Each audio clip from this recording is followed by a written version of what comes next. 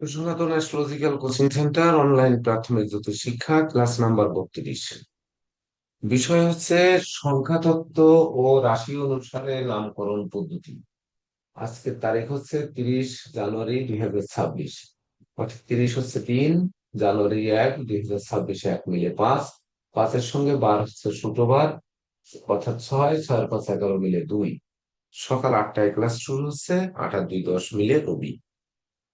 তো একটি শিশু ভূমিষ্ঠ হয়েছে, সেটি আজকের গোসল প্ল্যানেট ধরেই আমরা ধরবো যে সকাল 8টায় একটি শিশু ভূমিষ্ঠ হয়েছে। তার নামকরণ সংখ্যাতত্ত্ব এবং জ্যোতিষ অনুযায়ী বা রাশি অনুযায়ী কিভাবে হবে।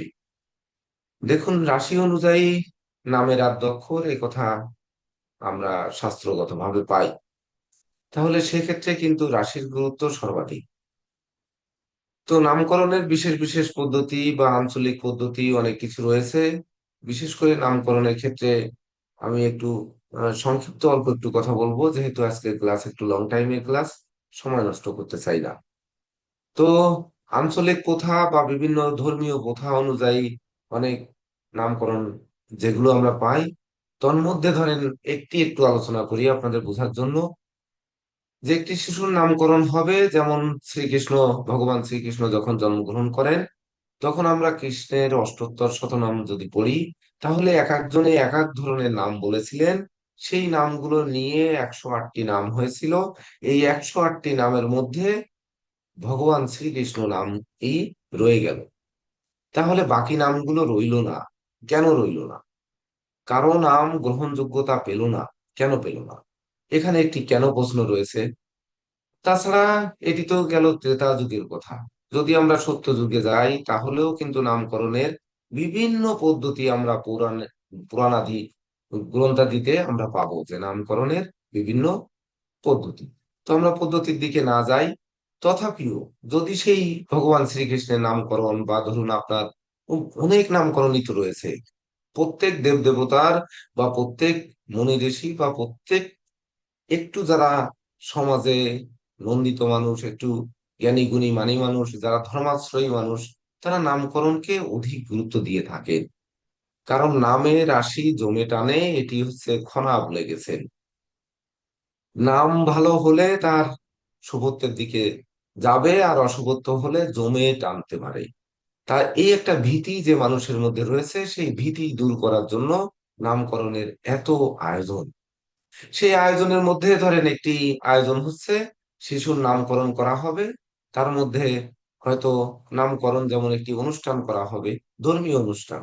সেই ধর্মীয় অনুষ্ঠানে একটি ঘট স্থাপন করা হলো। ঘটের পরে একটি পঞ্চপল্লব দেওয়া হলো। অর্থাৎ পঞ্চপল্লব বা বিভিন্ন দ্রব্যাদি, যারা ধর্মীয় পূজা পার্বণ করেন তারাই ভালো জানবেন। তাছাড়া আপনারা একটু পড়ে দিবেন। এই পঞ্চপল্লবের 5টি পাতায় দেখা যাচ্ছে 5টি নাম লেখা হয়, হতো এক সময়। তো 5টি নাম লেখা হতো। নাম 5টি আগে গবেষণা করে বের করা হতো যে এই ধরনের, যেমন এই যে কথা বললাম, শ্রীকৃষ্ণের নামকরণ করার সময় 108টি নাম রাখা হয়েছে, তার মধ্যে একটি নাম আহ স্বীকৃতি পেয়েছে। তো 5 পাতায় 5টি নাম রেখে 5টি মোমবাতি জেলে দেওয়া হতো। মোমবাতি যখন ছিল না, তখন ওই প্রদীপ জেলে দেওয়া হতো। এবং যে প্রদীপটি সর্বশেষ নিভত, সেই যে পাতাটা চিহ্নিত থাকতো যে এই পাতার জন্য এই প্রদীপ, এই পাতার জন্য এই প্রদীপ, এই পাতার জন্য এই প্রদীপ, একই পরিমাণে তেল পূর্ণ করে দিয়ে রেখে দেওয়া হতো। যখন প্রদীপটা নিভত, সর্বশেষ যেটি নিভত, সেটি নাম রাখা হতো। তার মানে কি, যে সর্বশেষ নিবেছে, মানে ইনি অনেক দীর্ঘায়ু পাবে, অর্থাৎ আয়ুর দিকটা তার বৃদ্ধি পাবে। কিন্তু বর্তমান সমাজে মানুষ আয়ু অপেক্ষা অন্যদিকে চিন্তা বেশি করে। সেই সত্যযুগ, ত্রেতা যুগ, দ্বাপর যুগ বা কলির শেষার্ধে এখন আমরা এসে বা মানুষ এসে ওই আয়ু অপেক্ষা তার প্রতিষ্ঠার দিকটা বেশি দেখে। তো প্রতিষ্ঠা কোন কোন প্রতিষ্ঠা চায়? একটি মানুষ একই সঙ্গে ইঞ্জিনিয়ার, একই সঙ্গে ডাক্তার, একই সঙ্গে গবেষক, একই সঙ্গে ধরুন আবিষ্কারক হবে না। এটি খুব কমই হয়। তো কোন দিকে তার নামটি ছড়াবে, কোন দিকে, সে দিকটি আগে দরকার। এখানে মনে হয় একটু বুঝতে কষ্ট হচ্ছে। যেমন ধরুন, আমাদের বিশ্ববিখ্যাত দার্শনিক সক্রেটিস, উনি মুখ দিয়ে যেটি বলতেন সেটি আবিষ্কার হয়ে যেত। তার মানে কি, উনি সেটি নতুন নতুন আবিষ্কার করতেন। 500 বছর পরে যেহেতু উনার সেই আহ, তত্ত্ব সত্য বলে প্রমাণিত হয়েছে, না 5,000 বছর পরে না 500 বছর পরে জানি না, এটা 505ই হবে সংখ্যাটি, সেটি মনে নেই। তো এই যে সে বলতেন, উনাকে যদি বলা হয় যে আপনি তাহলে অ্যাস্ট্রোলজি করুন বা আপনি চিকিৎসা করুন বা ধরুন আপনি আইন পেশায় আসুন, এটি কিন্তু হবে না। যে যে পেশায় যাবে, যে কর্মে যাবে, মানে কোন কর্মের সে নাম করবে। কেউ মারামারিতে নাম করবে, কেউ দেখা যাচ্ছে নৃত্যে নাম করবে, কেউ দেখা যাচ্ছে গানে নাম করবে, কেউ চলচ্চিত্রকার নায়ক নায়িকা এরকম নাম করবে, কেউ রাজনীতিবিদ হিসেবে নাম করবে, কেউ খেলোয়াড় হিসেবে নাম করবে। তাহলে সেই জাতক কোন নামে নামাঙ্কিত হলে সে নামটি করবে, সেটি কিন্তু ওই শিশু ভূমিষ্ঠ হলে তার 6ষ্ঠ দিবসে যে নামকরণ পদ্ধতি প্রচলিত রয়েছে, 6ষষ্ঠীর দিনে নামকরণ করা হয়ে থাকে। যদিও আমি ব্যক্তিগতভাবে আমি 7 দিন অতিক্রম না হলে কোনো শিশুর নামকরণ করি না। তাহলে এই 6ষ্ঠ দিনে, 6ষষ্ঠীর দিনে নামকরণটি পাবে কোথা থেকে? এটি তারা পায় না, আমার কাছ থেকে অন্তত পাবে না, অন্যান্য পণ্ডিত ব্যক্তি যারা আছেন তারা দেবেন, সেইখান থেকে পাবেন। সেক্ষেত্রে আপনাদের সুবিধা রয়েছে, যারা শর্টকাট পথে জ্যোতিষ হতে চান, যারা শর্টকাট পথে মেরে দিতে চান, দ্রুত নাম যশ খ্যাতি পেতে চান, এই সুযোগ কিন্তু রয়েছে যে আমি 7 দিনের মধ্যে কোনো শিশুর নামকরণ আজ পর্যন্ত আমার জীবনে করিনি। তো যেহেতু করিনি, সেহেতু আপনাদের কাছে সেই জাতকগুলো আমি পাঠিয়ে দিতে পারি, যাদের করব না, যাদের জরুরি নাম প্রয়োজন, 6ষষ্ঠী দিনে নাম প্রয়োজন, সেগুলো আপনারা করতে পারেন। যারা একটু চর্চা করেন, প্রয়োজনে মেসেজ দিলে আমি আপনাদের পাঠিয়ে দেবো, এগুলো আপনারা করে দিতে পারবেন। তো তথাপিও আমি কেন করি না সেটি উত্তরটি আমি এখানে হয়তো দিতে পারবো না এইভাবে, যে কেন 7 দিন অতিক্রম না হলে করি না, এটি একটু হাইড থাকুক। তো এখন আসি আমরা নামকরণে, যে নামকরণের ক্ষেত্রে আমরা তাহলে কি দেখব। শিশুটি ভূমিষ্ঠ হয়েছে আজ সকাল 8টায়, আজ সকাল 8টায় অর্থাৎ 30শে জানুয়ারি 2026, সকাল 8টায় ভূমিষ্ঠ হয়েছে। লগ্ন কুম্ভ, লগ্নে রাহু বসে আছে।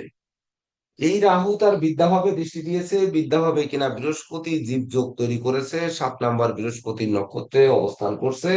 চন্দ্র কিনা সে 6 নাম্বার নক্ষত্রে, অর্থাৎ চন্দ্র 6 অর্থাৎ রাহুর নক্ষত্রে অবস্থান করে রাহুই দৃষ্টি দিয়েছে তাকে।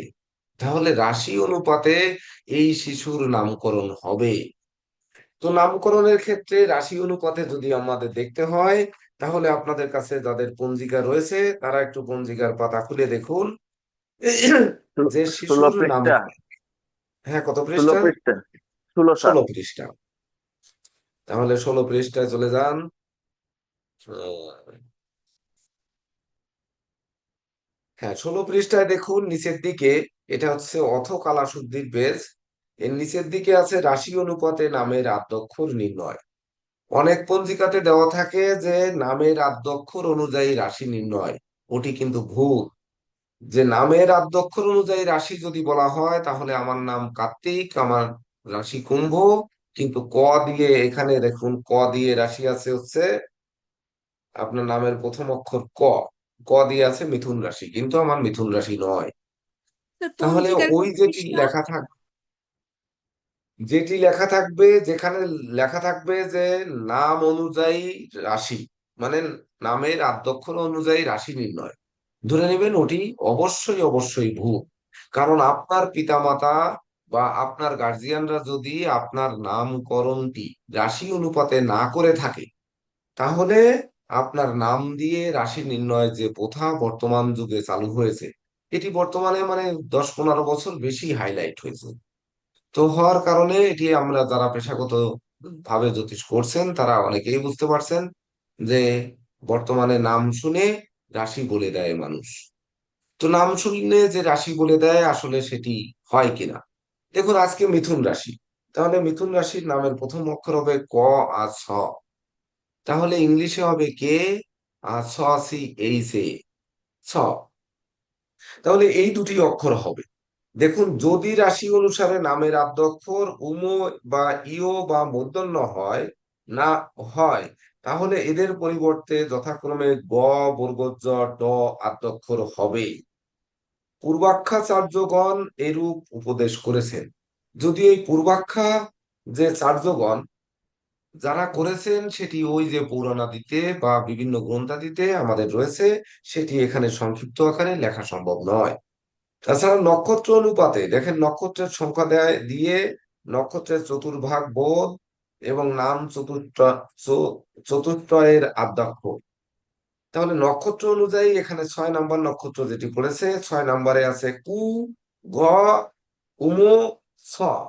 6 নম্বর নক্ষত্রে, সে 6 নম্বর নক্ষত্রে অর্থাৎ আদ্রা নক্ষত্রে জন্মগ্রহণ করেছে।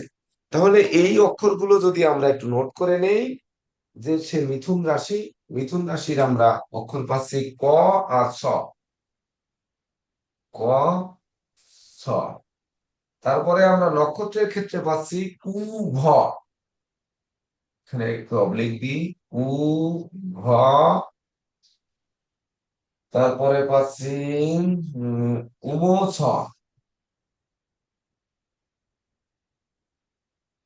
ছ লেখার দরকার নেই, ছ যেহেতু এখানে রয়েছে তারপরেও লিখে দিলাম। তো এই হচ্ছে আমরা আদ্যক্ষর পাচ্ছি। তাহলে এই আদ্যক্ষর অনুযায়ী ধরেন আমরা নামকরণের ক্ষেত্রে সাধারণত যেটি করে থাকি বা আপনারা সহজভাবে যেটি করবেন, সহজভাবে কি করবেন, ক দিয়ে নাম রাখার দরকার, আপনি একটু লিখে দিলেন যে কুণাল ভট্টাচার্য। তোমার ছেলের নাম কি হবে? কুণাল ভট্টাচার্য।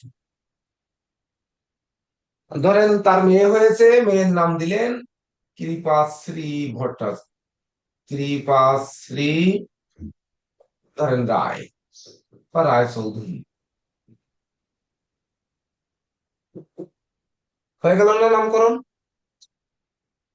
হয়ে গেছে। কিন্তু শতকরা 99 জন জ্যোতিষ তারা কোষ্ঠীর নামকরণ করার সময় এইভাবেই করে দেন। যদি আমি এটি অন্যায় বলে থাকি, এর যাবতীয় অপরাধ আমি নেব, আপনাদের কারো নিতে হবে না। কিন্তু যারা কোষ্ঠীর নাম নিয়ে মানে ছুটছেন, শুধু ছুটছেন যে কোষ্ঠী নাম অনুপাতে আমার শিশুর বিবাহের নাম এইভাবে নাম, মানে বিবাহের সংকল্প এতে হতে হবে, তার মুখান্নপ্রাশনে এই সংকল্প হতে হবে, অর্থাৎ আমার কোষ্ঠীতে এই নাম আছে, কোনো ক্রমে অন্য নাম বলা যাবে না, তাদের উদ্দেশ্যে আমি বলতে চাই যে তারা কি করছেন, এমনকি তারা নামকরণ করেছেন, কিভাবে করেছেন সেটি কিন্তু এইভাবে করেছেন, তার মনে যা আসছে সেই অনুযায়ী ওই পণ্ডিত ব্যক্তি নামকরণ করে দিয়েছেন যে তার রাশি নাম এটি, আর প্রকাশ্য নাম হচ্ছে, ধরেন বাবার নাম রয়েছে প্রদীপ, এইবার বাবার নাম প্রদীপ রয়েছে, বাবার নামের সাথে মিলিয়ে একটি নামকরণ করলো প্রদীপ বা প্রদীপ্ত। আমাদের প্রদীপ্ত রয়েছে যেহেতু প্রদীপ্ত দিই, প্রদীপ্ত হচ্ছে বাবা। এইবার ছেলের নাম হচ্ছে প্রদীপ্ত, তাহলে আমরা দিই এবার সুদীপ্ত। সুদীপ্ত, এই এটি হচ্ছে প্রকাশ্য নাম, আর এটি হচ্ছে কুষ্টি নাম। তাহলে কুষ্টি নাম যে কৃপাশ্রী রায়চৌধুরী বা কুণাল ভট্টাচার্যের যে রাখলেন, এটি আসলে শাস্ত্রগত ব্যাপারে শাস্ত্রের টাচ আছে কি নেই সেটি আমাদের একটু বুঝতে হবে। তো যদি আমরা বুঝি Kunal, K U N A L, Bhattacharya B H A T T A C এই C H A R J double E, 2 6 2 8 5 13 14 3 17 8, 2 5 2 7 8 আছে 12 আছে 16 7 7 8 8 8 3 11, 2 5 2 7 8 10 1 2 5 2 7 5 12 মানে 3 সমান 11 2। দেখুন, কুণাল ভট্টাচার্য যে পণ্ডিত রেখে দিয়েছেন নামটি, সেই নামটি আসছে হচ্ছে কুণাল নাম 8 আর ভট্টাচার্য হচ্ছে 3, সমান 8 আর 3 11 মিলে 2। চন্দ্র কিনা রাহু দিষ্ট হয়ে রাহুর নক্ষত্রে বসে আছে, রাশি অনুপাতে তার নামের আদ্যক্ষর নির্ণয় করার জন্য তার নামটি আপনারা রেখে দিলেন কি চন্দ্র। তাহলে এই চন্দ্র আজীবন তার কি আলো দেবে না চন্দ্র নিষ্প্রভ হবে? এটি একটু অনুধাবন করুন। চন্দ্র রাহুর নক্ষত্রে থেকে সে কিন্তু গ্রহণ হয়েছে, অর্থাৎ অন্ধকার তার জীবনে এসে গেছে। সেখানে আবার রাহু দৃষ্টিও দিয়েছে। তাহলে এই চন্দ্র আলোকিত চন্দ্র হবে নাকি অন্ধকার চন্দ্র হবে? বলেন, এবার কেউ চন্দ্র। আর বলুন। অন্ধকার চন্দ্র, অন্ধকার চন্দ্র হবে। হ্যাঁ, আর অন্ধকার চন্দ্র, অন্ধকার হবে যেহেতু দৃষ্টি দিয়েছে। স্যার এই চন্দ্র যদি শুভ হবে না স্যার। 1 2 3। যদি আলো হয় তাহলে আলোকিত হবে। তাহলে এই কুণাল ভট্টাচার্য কোন দিকে আলো পাবে? আর যদি বলি অন্ধকার হবে, তাহলে অন্ধকারটা কোন দিকে হবে? সেই অন্ধকার কি নাম দূর করতে পারবে? নামে কিনা রয়েছে শনি, এই লগ্নে শনি পাপক গ্রহ, সে রয়েছে ধনভাবে। তাহলে সে কি ধনকুবের হয়ে, সে কি কুণাল নাম বিশ্ববিখ্যাত ধনী হয়ে নাম করবে? যেহেতু লগ্নের দ্বাদশপতি এবং লগ্নপতি ধনভাবে অবস্থান করছে 25 নাম্বার নক্ষত্রে, পূর্ব ভাদ্রপদ অর্থাৎ বৃহস্পতির নক্ষত্রে, বৃহস্পতির গৃহে। তাহলে এই ব্যক্তি যদি ধনকুবের হয় তাহলে ওকে। এই ধনকুবের হয়ে সারা বিশ্ব শাসন করছে, যেমন ইলন মাস্ক সারা বিশ্বে ধরেন তার নেটওয়ার্ক সিস্টেম, উইকি, লেজার রশ্মি টশ্মি বা মহাকাশে ইয়ে পাঠানো, আবার এই এক্স হ্যান্ডেল ট্যান্ডেল দিয়ে বা গুগল টুগল যা যেগুলো দিয়ে সারা বিশ্ব চলছে, সেগুলো এইরকম নামজাদা হবে। ধনভাবে শনি, বুঝতে হবে যে ধনভাবে শনি বৃহস্পতির গৃহে, বৃহস্পতির নক্ষত্রে যদি ধন কুবের করে থাকে, তাহলে ধরে নেন যে কুণাল নাম সঠিক আছে। এবং সারা বিশ্ব যদি তার ভ্রমণ হয়ে থাকে তাহলে সঠিক আছে। কিন্তু তার শিক্ষা, তার পঞ্চম ঘর, শিক্ষা হচ্ছে পঞ্চম ঘর। পঞ্চম ঘরে আছে বৃহস্পতি চন্দ্র, জীবযোগ তৈরি করেছে। কিন্তু রাহুদৃষ্ট বৃহস্পতি চন্দ্র কতদিন জীবন পাবে, আর কোন শিক্ষায় সে নামজাদা হবে? সেই শিক্ষায় কি শনি আসলে সহযোগী হচ্ছে নাকি বাধার সৃষ্টি করছে? প্রশ্ন সব আপনাদের কাছে রেখে যাবো আজকে। এটা হচ্ছে কবির সরকারের মতো। এক কবির সরকার দেখবেন যে প্রশ্ন রেখে যায়, আর এক কবির সরকার উত্তর দেয়। তো আমার দুজন শিক্ষক এখানে রয়েছেন, বিদগ্ধ শিক্ষক। একজন হচ্ছে আমার ডান হাত জেকে দেব, অ্যাস্ট্রোলজার জেকে দেব। আর একজন রয়েছেন নীরজ কান্তি রয় স্যার, যিনি আমি বলবো যে আমার বাম হাত। আবার উল্টে দিলেও কিন্তু সমান শক্তি হবে, যে কখনো কখনো নীরজ স্যার হচ্ছে ডান হাত, জেকে দেব স্যার বাম হাত হতে পারে। তথাপিও দুটি হাত ওরা। তো প্রশ্ন আমি ছাত্রদের উপর রেখে দাও, যে যদি এই জাতক বা জাতিকা, ভিডিও অন করতে হবে, না হলে এই ক্লাসে আমার অনেক ফাঁকি দেওয়ার ব্যাপার রয়েছে, বহু ফাঁকি দিয়ে যেতে পারবো। এমনকি সারা জীবন নামকরণ করে যাবেন, অর্থ উপার্জন বেশি করবেন, কিন্তু গুডউইলের গ্রাফ নিচের দিকে নামতে থাকে। এটা বুঝতে হবে। এখন থেকে প্রত্যেকটা ক্লাস, একেবারে 60তম ক্লাস পর্যন্ত, প্রত্যেকটাই হচ্ছে আপনাদের অনুধাবন করার ক্লাস। আগে কিছু কিছু ছিল বেসিক, আমরা পরে ভিডিও দেখে নেব বা শিখে নেব। এখনকার সেটি তা নয়। এটি ভিডিও দেখে টেকে শিখে নিতে পারবেন, আদায় করে না নিতে পারলে। তো এই বৃহস্পতি কিনা রাহু দৃষ্ট হয়ে অবস্থান করছে। শনি যদি বলি, শনি এই লগ্নের চতুর্থে দৃষ্টি দিয়েছে, মানে রাশির দ্বাদশে দৃষ্টি দিয়েছে। মানে ভাগ্য ভাব, ভাগ্য কি হচ্ছে। আবার রাশির সে কর্মভাবে শনি বসে থেকে দ্বাদশে দৃষ্টি দিচ্ছে। তাহলে রাশি অনুপাতে নামের আদ্যক্ষর যদি শনির নাম হয়, শনি তার কর্মে কি বাধা দেবে না কর্ম এনে বাড়িয়ে এনে দিয়ে যাবে? যদি বাড়িয়ে এনে কর্ম দিয়ে যায় তাহলে কুণাল সঠিক আছে। আর যদি আপনার কর্ম খুঁজতে হয় তাহলে কুণাল সঠিক নেই।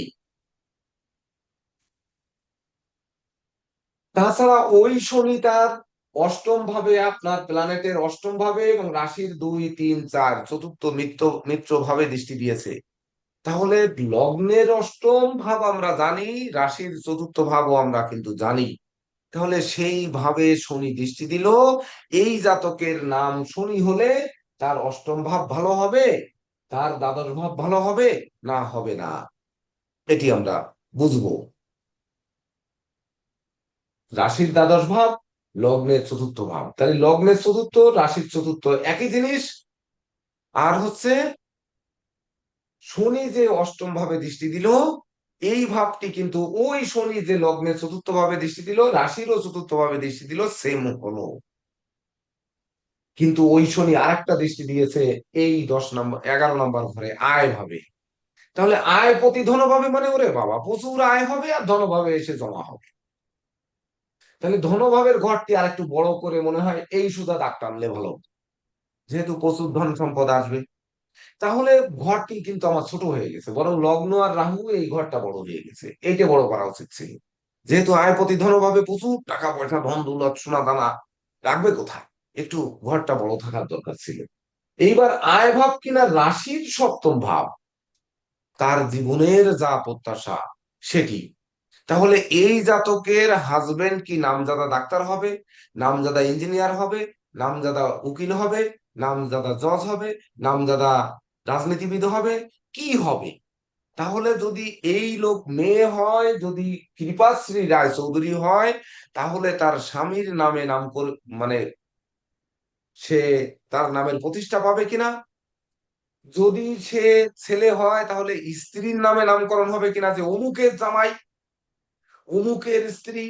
মানে যেমন শতাব্দী রায় চৌধুরীকে আমি খুবই ভালোবাসতাম, মানে একটা প্রেম প্রেম ভাব। সাইকেলে চলা ছড়া ছবিটা দেখি, এক জ্যোতিষের কাছে, তান্ত্রিক জ্যোতিষ ইন্ডিয়াতে 30 মিনিটে বশীকরণ করতে পারে। তো সে জায়গায় আমরা দুই বন্ধু চলে গেছিলাম যে আমাদের এই বশীকরণ করে দিতে হবে। বললো যে কার সঙ্গে, নাম বললাম। নাম বললে ভাবলো কি যে মনে হয় ঠিকই। তাহলে এবার পেয়েছি। কত লাগবে বললো 15,000 টাকা, সেই আমলে 2000 সালের আগেই, মনে হয় 93 94 95 এরকম টাইমে হবে। তো বললে আমরা বললাম দেবো, কিন্তু আমরা 30 মিনিট এখানে বসে থাকবো, আমাদের বুঝায় দিতে হবে যে আমরা এটি পাবো। তাহলে পাবি তো তোর বাড়ি চলে যাবে। তাহলে ঠিক আছে, তাহলে অর্ধেক টাকা এখানে দেবো আর অর্ধেক হচ্ছে বাড়ি যাওয়ার পরে আপনার যেয়ে নিয়ে আসতে হবে। উনি খুব আগ্রহের সহিত দেখতেছে, আমাদের বিচার করতেছে নাম নিয়ে। নাম নিয়ে বিচার করার পরে বলতেছে তোদের কাছে ছবি আছে? আচ্ছা আছে। তা আমার ছবিটা মানিব্যাগ থেকে বের করলাম, আর ওনার ছবিটা আমি একটা ভিউ কার্ড কিনে নিয়েছিলাম স্টেশনের পাশের দোকান থেকে। তো একটি ভিউ কার্ড বের করে দিলাম, দিলে বলছে হারাম দাদা আর কি করতে আসছো। আমি বললাম যে আমাদের এলাকার ভাষাটা আপনি কেমনে জানলেন, আমাদের এলাকার গালিটা। তো হচ্ছে তোর বাড়ি কোথায়? বলে, বাগেরহাট। তা উনি বললো আমার বাড়ি পিরোজপুর। তা আমি বললাম পিরোজপুর আপনি আহ তো এখন দেখতেছি ইন্ডিয়ায় আপনি এখানে জ্যোতিষ করেন, ট্রেনে সাইনবোর্ড দেখেই মানে পোস্টার লাগানো দেখে আমি আসছি। বললো আমার বাড়ি ওখানেই ছিল। তো এখান থেকে শুনিয়ে তার সঙ্গে গল্পগুজব করে দুই বন্ধু কিন্তু চলে আসলাম। প্রেম আর করিয়ে দিতে পারলেন না, তাই আমার আর শতাব্দী রায়ের সঙ্গে দেখা জীবনে হলো না। বুঝতে পেরেছেন? তাহলে ওই যে শতাব্দী রায়ের যদি আমি হাজবেন্ড হতাম, তাহলে ওরে বাবা রে, এই চেনো না শতাব্দী রায়ের স্বামী যাচ্ছে দেখো ওই। তাহলে নামকরণ কোন দিকে হবে, নামটা আপনাকে কিভাবে চিনবে? যেমন ধরুন, এই যেমন আমার যারা শ্রদ্ধেয় গুরুজন রয়েছে, যাদের কাছে আমি শিক্ষা নিয়েছি, আপনারা আমার শিক্ষকদের দুইজন শিক্ষককে দেখেছেন। জ্যোতিষ গুরু আপনারা একজনকে কয়েকজন দেখেছেন, যে আমি জ্যোতিষ গুরু যাকে স্বীকৃতি দিয়েছি তাকে দেখেছেন। আর তন্ত্র গুরু টুরু বা অন্যান্য জ্যোতিষ গুরু কাউকে আপনারা দেখেননি। তাহলে এই যে গুরু যারা, জানরা, শ্রদ্ধেয় গুরু, তানাদের নামে আমার নাম হওয়ার কথা ছিল, যে অমুকের শিষ্য, ওরে বাবা এত বড় জ্যোতিষের শিষ্য, তার মানে তো বিশাল কিছু, এর কাছেই যেতে হবে। কিন্তু হলো না, কপালে সেটি হলো না। না হলে কি হলো, এখন কি হলো সেটি আপনাদের উপর রেখে গেলাম। এটা আপনারাই জানবেন যে এখন কি। ধরেন আপনারাও সেই অভাগার পাশে এসে পড়েছেন, যে কোথায় শিখি, ওই মরা পাল কেসি পাল আছে না, ওই যে মরহুম কেসি পাল, ওই তার কাছে অনলাইনে একটু শিখেছি।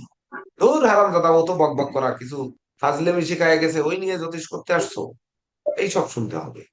কিন্তু নামকরণে গুরু মাহাত্ম্য যদি জানা থাকে, তখন না আপনি সঠিক রূপে করতে পারবেন।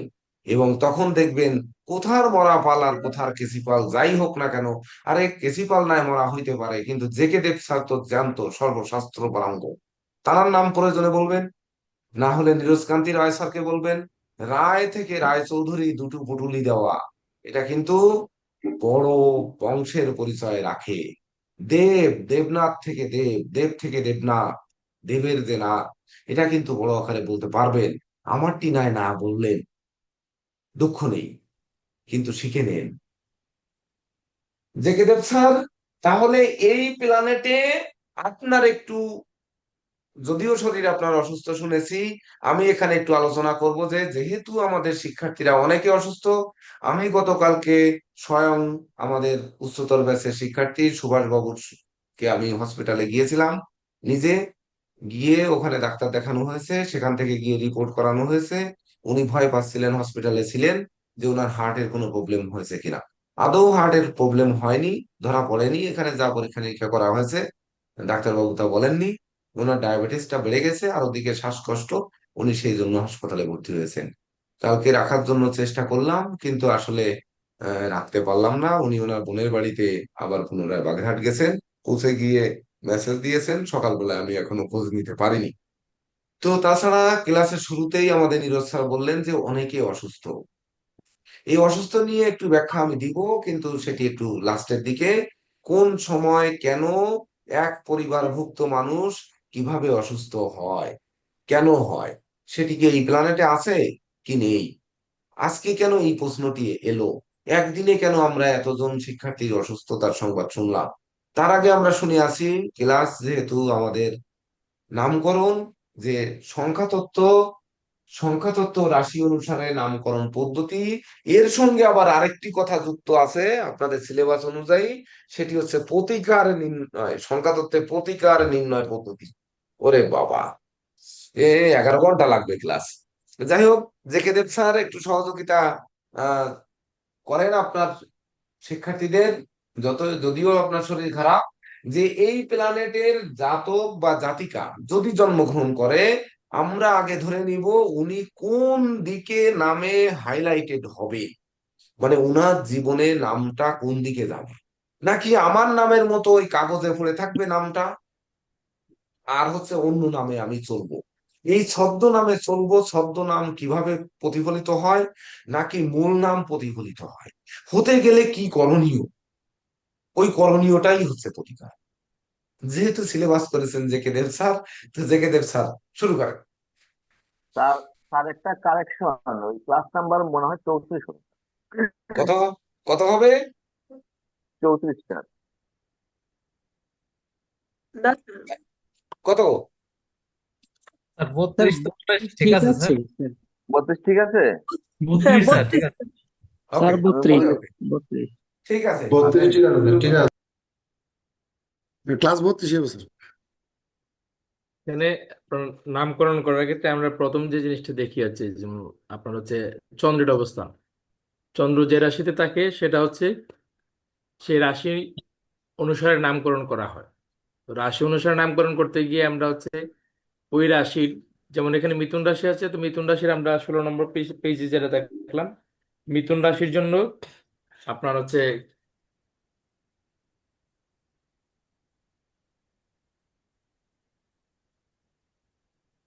ঘ এবং আহ, ও আছে, আর ক আর ছ আছে, এই চারটা বর্ণ আছে। এখন স্যার আবার লিখলেন যে নক্ষত্রজনিত, মানে আদ্রা নক্ষত্রের জন্য যে কু, ঘ, উ, চ, এটা হচ্ছে আদ্রা নক্ষত্রের জন্য। এটা কি কেন এটা লেখা হয়েছে, এটা হচ্ছে আপনার নাম, যখন আমরা যে কোনো নাম লিখি, তো ধরেন আহ, নীরজ স্যারের নাম হচ্ছে উম, দন্ত নয় রস্বইকার, এই যে খাড় যুক্ত হলো, এটা নক্ষত্র থেকে হবে, নক্ষত্রের চরণ থেকে হবে। নক্ষত্রের চরণ থেকে আমরা খাড় যুক্ত করব, বা হচ্ছে যেমন রস্যকার হবে নাকি আহ, একার ওকার এটা হবে, এগুলো আমরা হচ্ছে নক্ষত্রের চরণ থেকে পাবো। আদ্রা নক্ষত্রের প্রথম চরণে আমরা যেই আজকে গোচর প্ল্যানেটটা করেছি, তৈরি করেছি, এটা আদ্রা নক্ষত্রের প্রথম চরণে আছে। আদ্রা নক্ষত্রের প্রথম চরণ আর দেখুন নক্ষত্রের যে চারটা বর্ণ আছে সে চারটা বর্ণ কিন্তু আছে। তো নক্ষত্রের চরণ হচ্ছে চারটা: প্রথম চরণ, দ্বিতীয় চরণ, তৃতীয় চরণ, চতুর্থ চরণ। প্রথম চরণকে রিপ্রেজেন্ট করবে কু, কয় রস্যকার। দ্বিতীয় চরণকে রিপ্রেজেন্ট করবে ঘ, তৃতীয় চরণকে রিপ্রেজেন্ট করবে ও, আর চতুর্থ চরণকে রিপ্রেজেন্ট করবে ছ। তো এই বিষয়টা কিন্তু আমাদের বিবেচনা রাখতে হবে যে আমরা এই যে নক্ষত্রের সংখ্যাগুলো পেয়েছি, নক্ষত্র দ্বারা যে বর্ণমালাটা পেয়েছি সেই বর্ণটা হচ্ছে নক্ষত্রের এক একটা চরণকে রিপ্রেজেন্ট করতেছে। তো আমরা হচ্ছে মিথুন রাশির ক নিলাম, আর প্রথম চরণে যেহেতু আছে তার রস্যু কাটা নিলাম, নিয়ে আছে কুণাল ভট্টাচার্য নামটা পেলাম। তো এইবার কুণাল ভট্টাচার্য যখন নাম পেলাম আমরা, নামকরণের ক্ষেত্রে আমরা সবসময় একটা প্রাধান্য দেবো যে আমরা শুভ গ্রহের নামকরণ করব। শুভ গ্রহ কি? আপনার হচ্ছে নৈসর্গিক যে শুভ গ্রহ আছে, যেমন বুধ, শুক্র, বৃহস্পতি, চন্দ্র, তারপরে হচ্ছে আপনার এই এই গ্রহগুলোকে শুভ গ্রহ বলে ধরা হয়। তবে চন্দ্রের শুভত্ব অবশ্য তার নৈসর্গিক শুভত্বতায় নির্ভর করে না, চন্দ্রের শুভত্ব নির্ভর করে চন্দ্রের তিথি অনুসারে। চন্দ্রের শুভত্ব সম্পূর্ণরূপে তার তিথি অনুসারে চন্দ্রের শুভত্ব নির্ভর করে। তো সেই ক্ষেত্রে বৃহস্পতি এবং হচ্ছে শুক্র এবং বুধ, এই তিনটি গ্রহের নামকরণ করা যেতে পারে। তো এই তিনটি গ্রহের নামকরণ যদি করা যেতে পারে, এখন প্রশ্ন থাকে যেমন কুম্ভ লগ্নের জাতক, তার নাম কুণাল রাখা হলো, তার 8 সংখ্যা আসলো।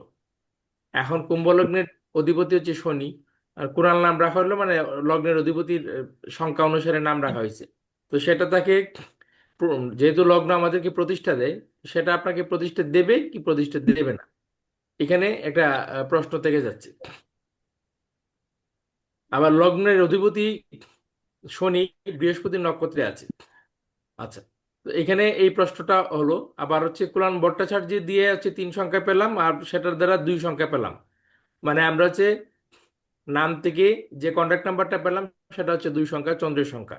এবার যেহেতু চন্দ্র পঞ্চমে বসে রাহু দৃষ্টি আছে, অর্থাৎ রাহুর নবম দৃষ্টি পেয়েছে, তো রাহুর নবম দৃষ্টি পাওয়ার কারণে চন্দ্রগ্রহণ যুগ সৃষ্টি হলো। এই চন্দ্রগ্রহণ যুগ সৃষ্টি হওয়ার কারণে আমরা হচ্ছে চন্দ্রের পাওয়ারটা আরো বাড়াই দিলাম নাম দিয়ে।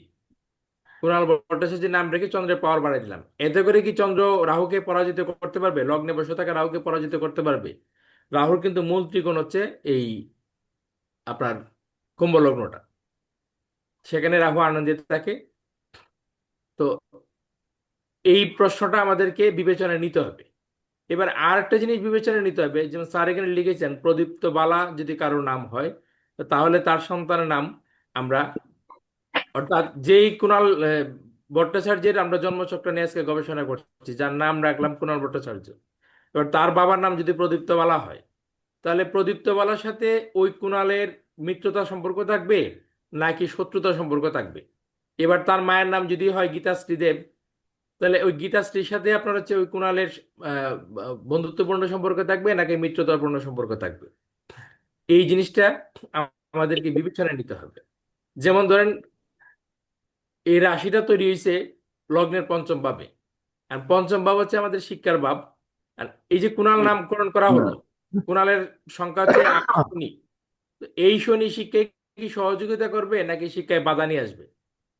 ঠিক আছে, নাকি তাকে বিলম্বে শিক্ষার দিকে নিয়ে যাবে? এন্ড শনির কারকতা কি আছে এবং শনি কোন জায়গায় বসে আছে? তো এই বিষয়াদি আমাদেরকে বিবেচনায় নিয়ে তারপর নামকরণটা করতে হবে।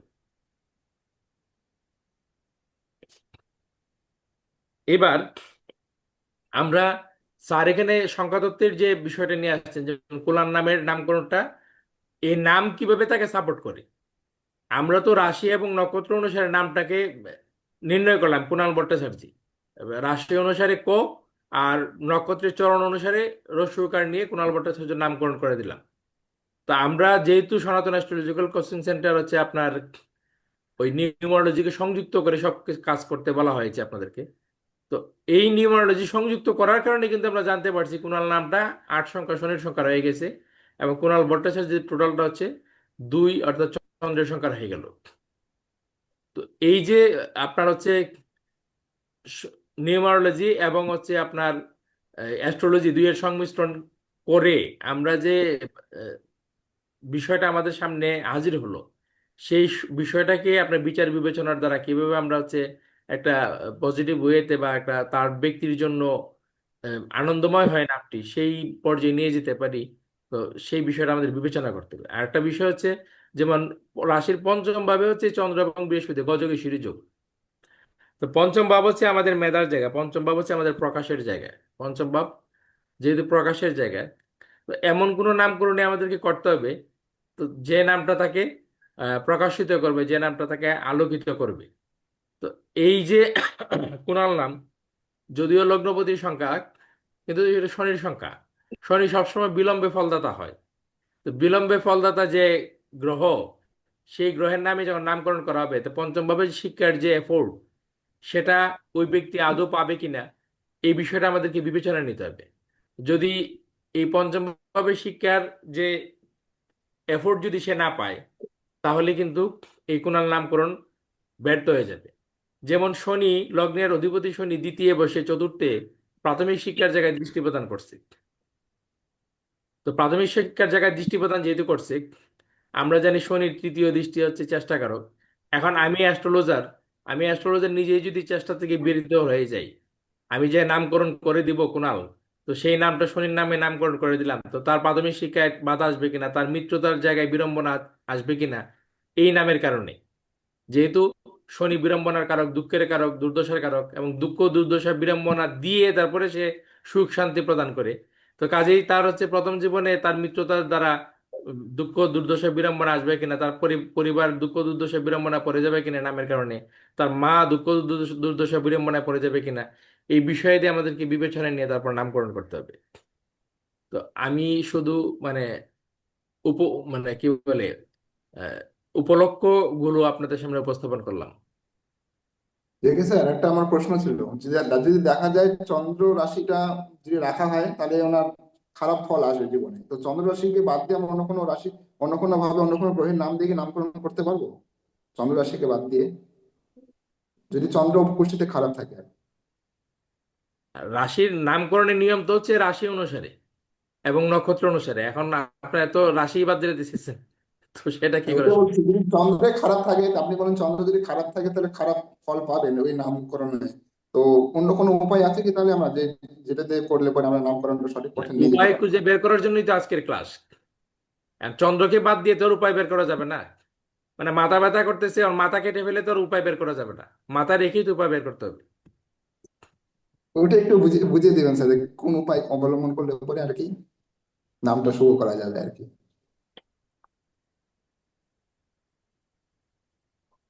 নিরুস্তার একটু আলোচনা করুন। হ্যাঁ, শাস্ত্র বলছে, শাস্ত্র কিন্তু আমাদেরকে নির্দেশ দিচ্ছে যে আমাদেরকে রাশি এবং নক্ষত্র থেকে নামকরণ করতে হবে। এখন আমার নামকরণ শুভ করতে হবে, এই তো মূল বিষয়। কিন্তু আমরা তো সেখানে চন্দ্রকে বাদ দিতে পারবো না, যেহেতু শাস্ত্র নির্দেশিত। তো সেই ক্ষেত্রে চন্দ্রকে বাদ দেওয়ার কোনো সুযোগ নেই, মিস্টার বিষ্ণু মহন্ত।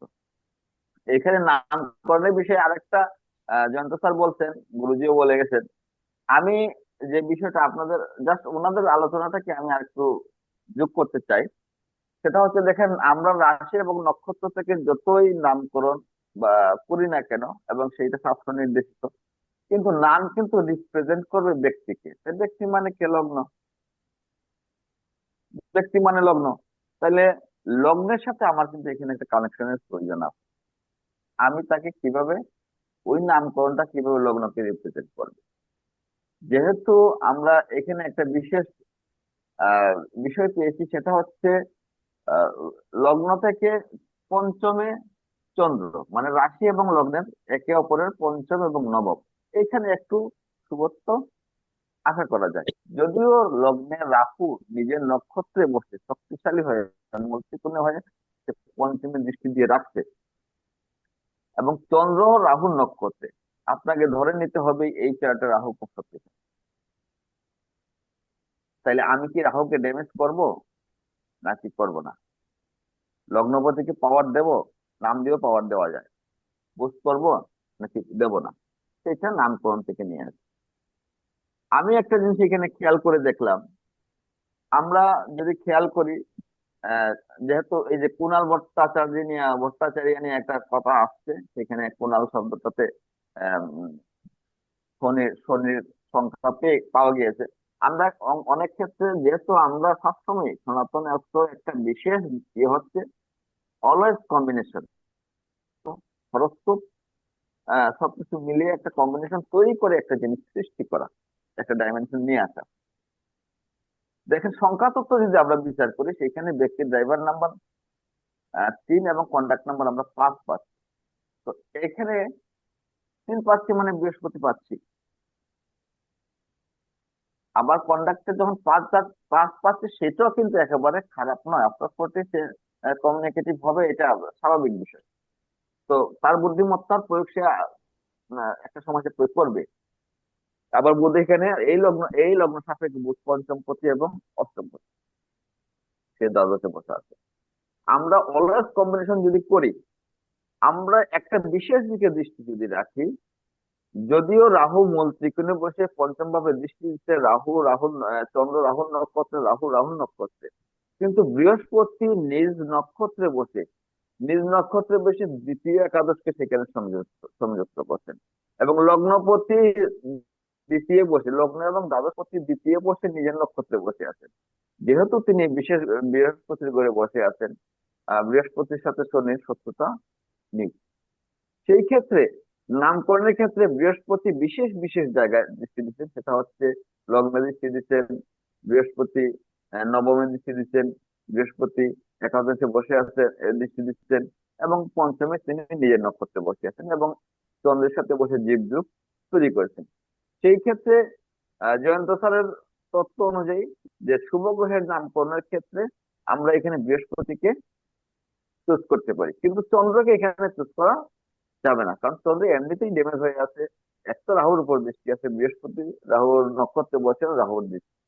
তো আমি এই বিষয়টাকে এইভাবে আপনাদের সামনে উপস্থাপন করার চেষ্টা করলাম। দেখুন, আমি একটু বলি। ধরেন বৃহস্পতি শুভ গ্রহের নামকরণ করব আমরা বৃহস্পতি। তাহলে এই জাতক বা জাতিকা লাভবান হবে কোন দিকে? বৃহস্পতি ধনপতি পঞ্চমে। তাহলে বিশেষ করে ধনপতি এবং আয়পতি পঞ্চমে। তাহলে সে যে ধন উপার্জন করবে, যে আয় উপার্জন করবে, সেটি যে দিকে শিক্ষা লাভ করবে সেই দিক থেকে হয়তো আয় উপার্জন করবে, এটি। কিন্তু নামের তার যে জৌলুস, সেই জৌলুসটা কে আনবে? নামটা যে জনসমাজে সমাদৃত হবে, সেটি কে আনবে?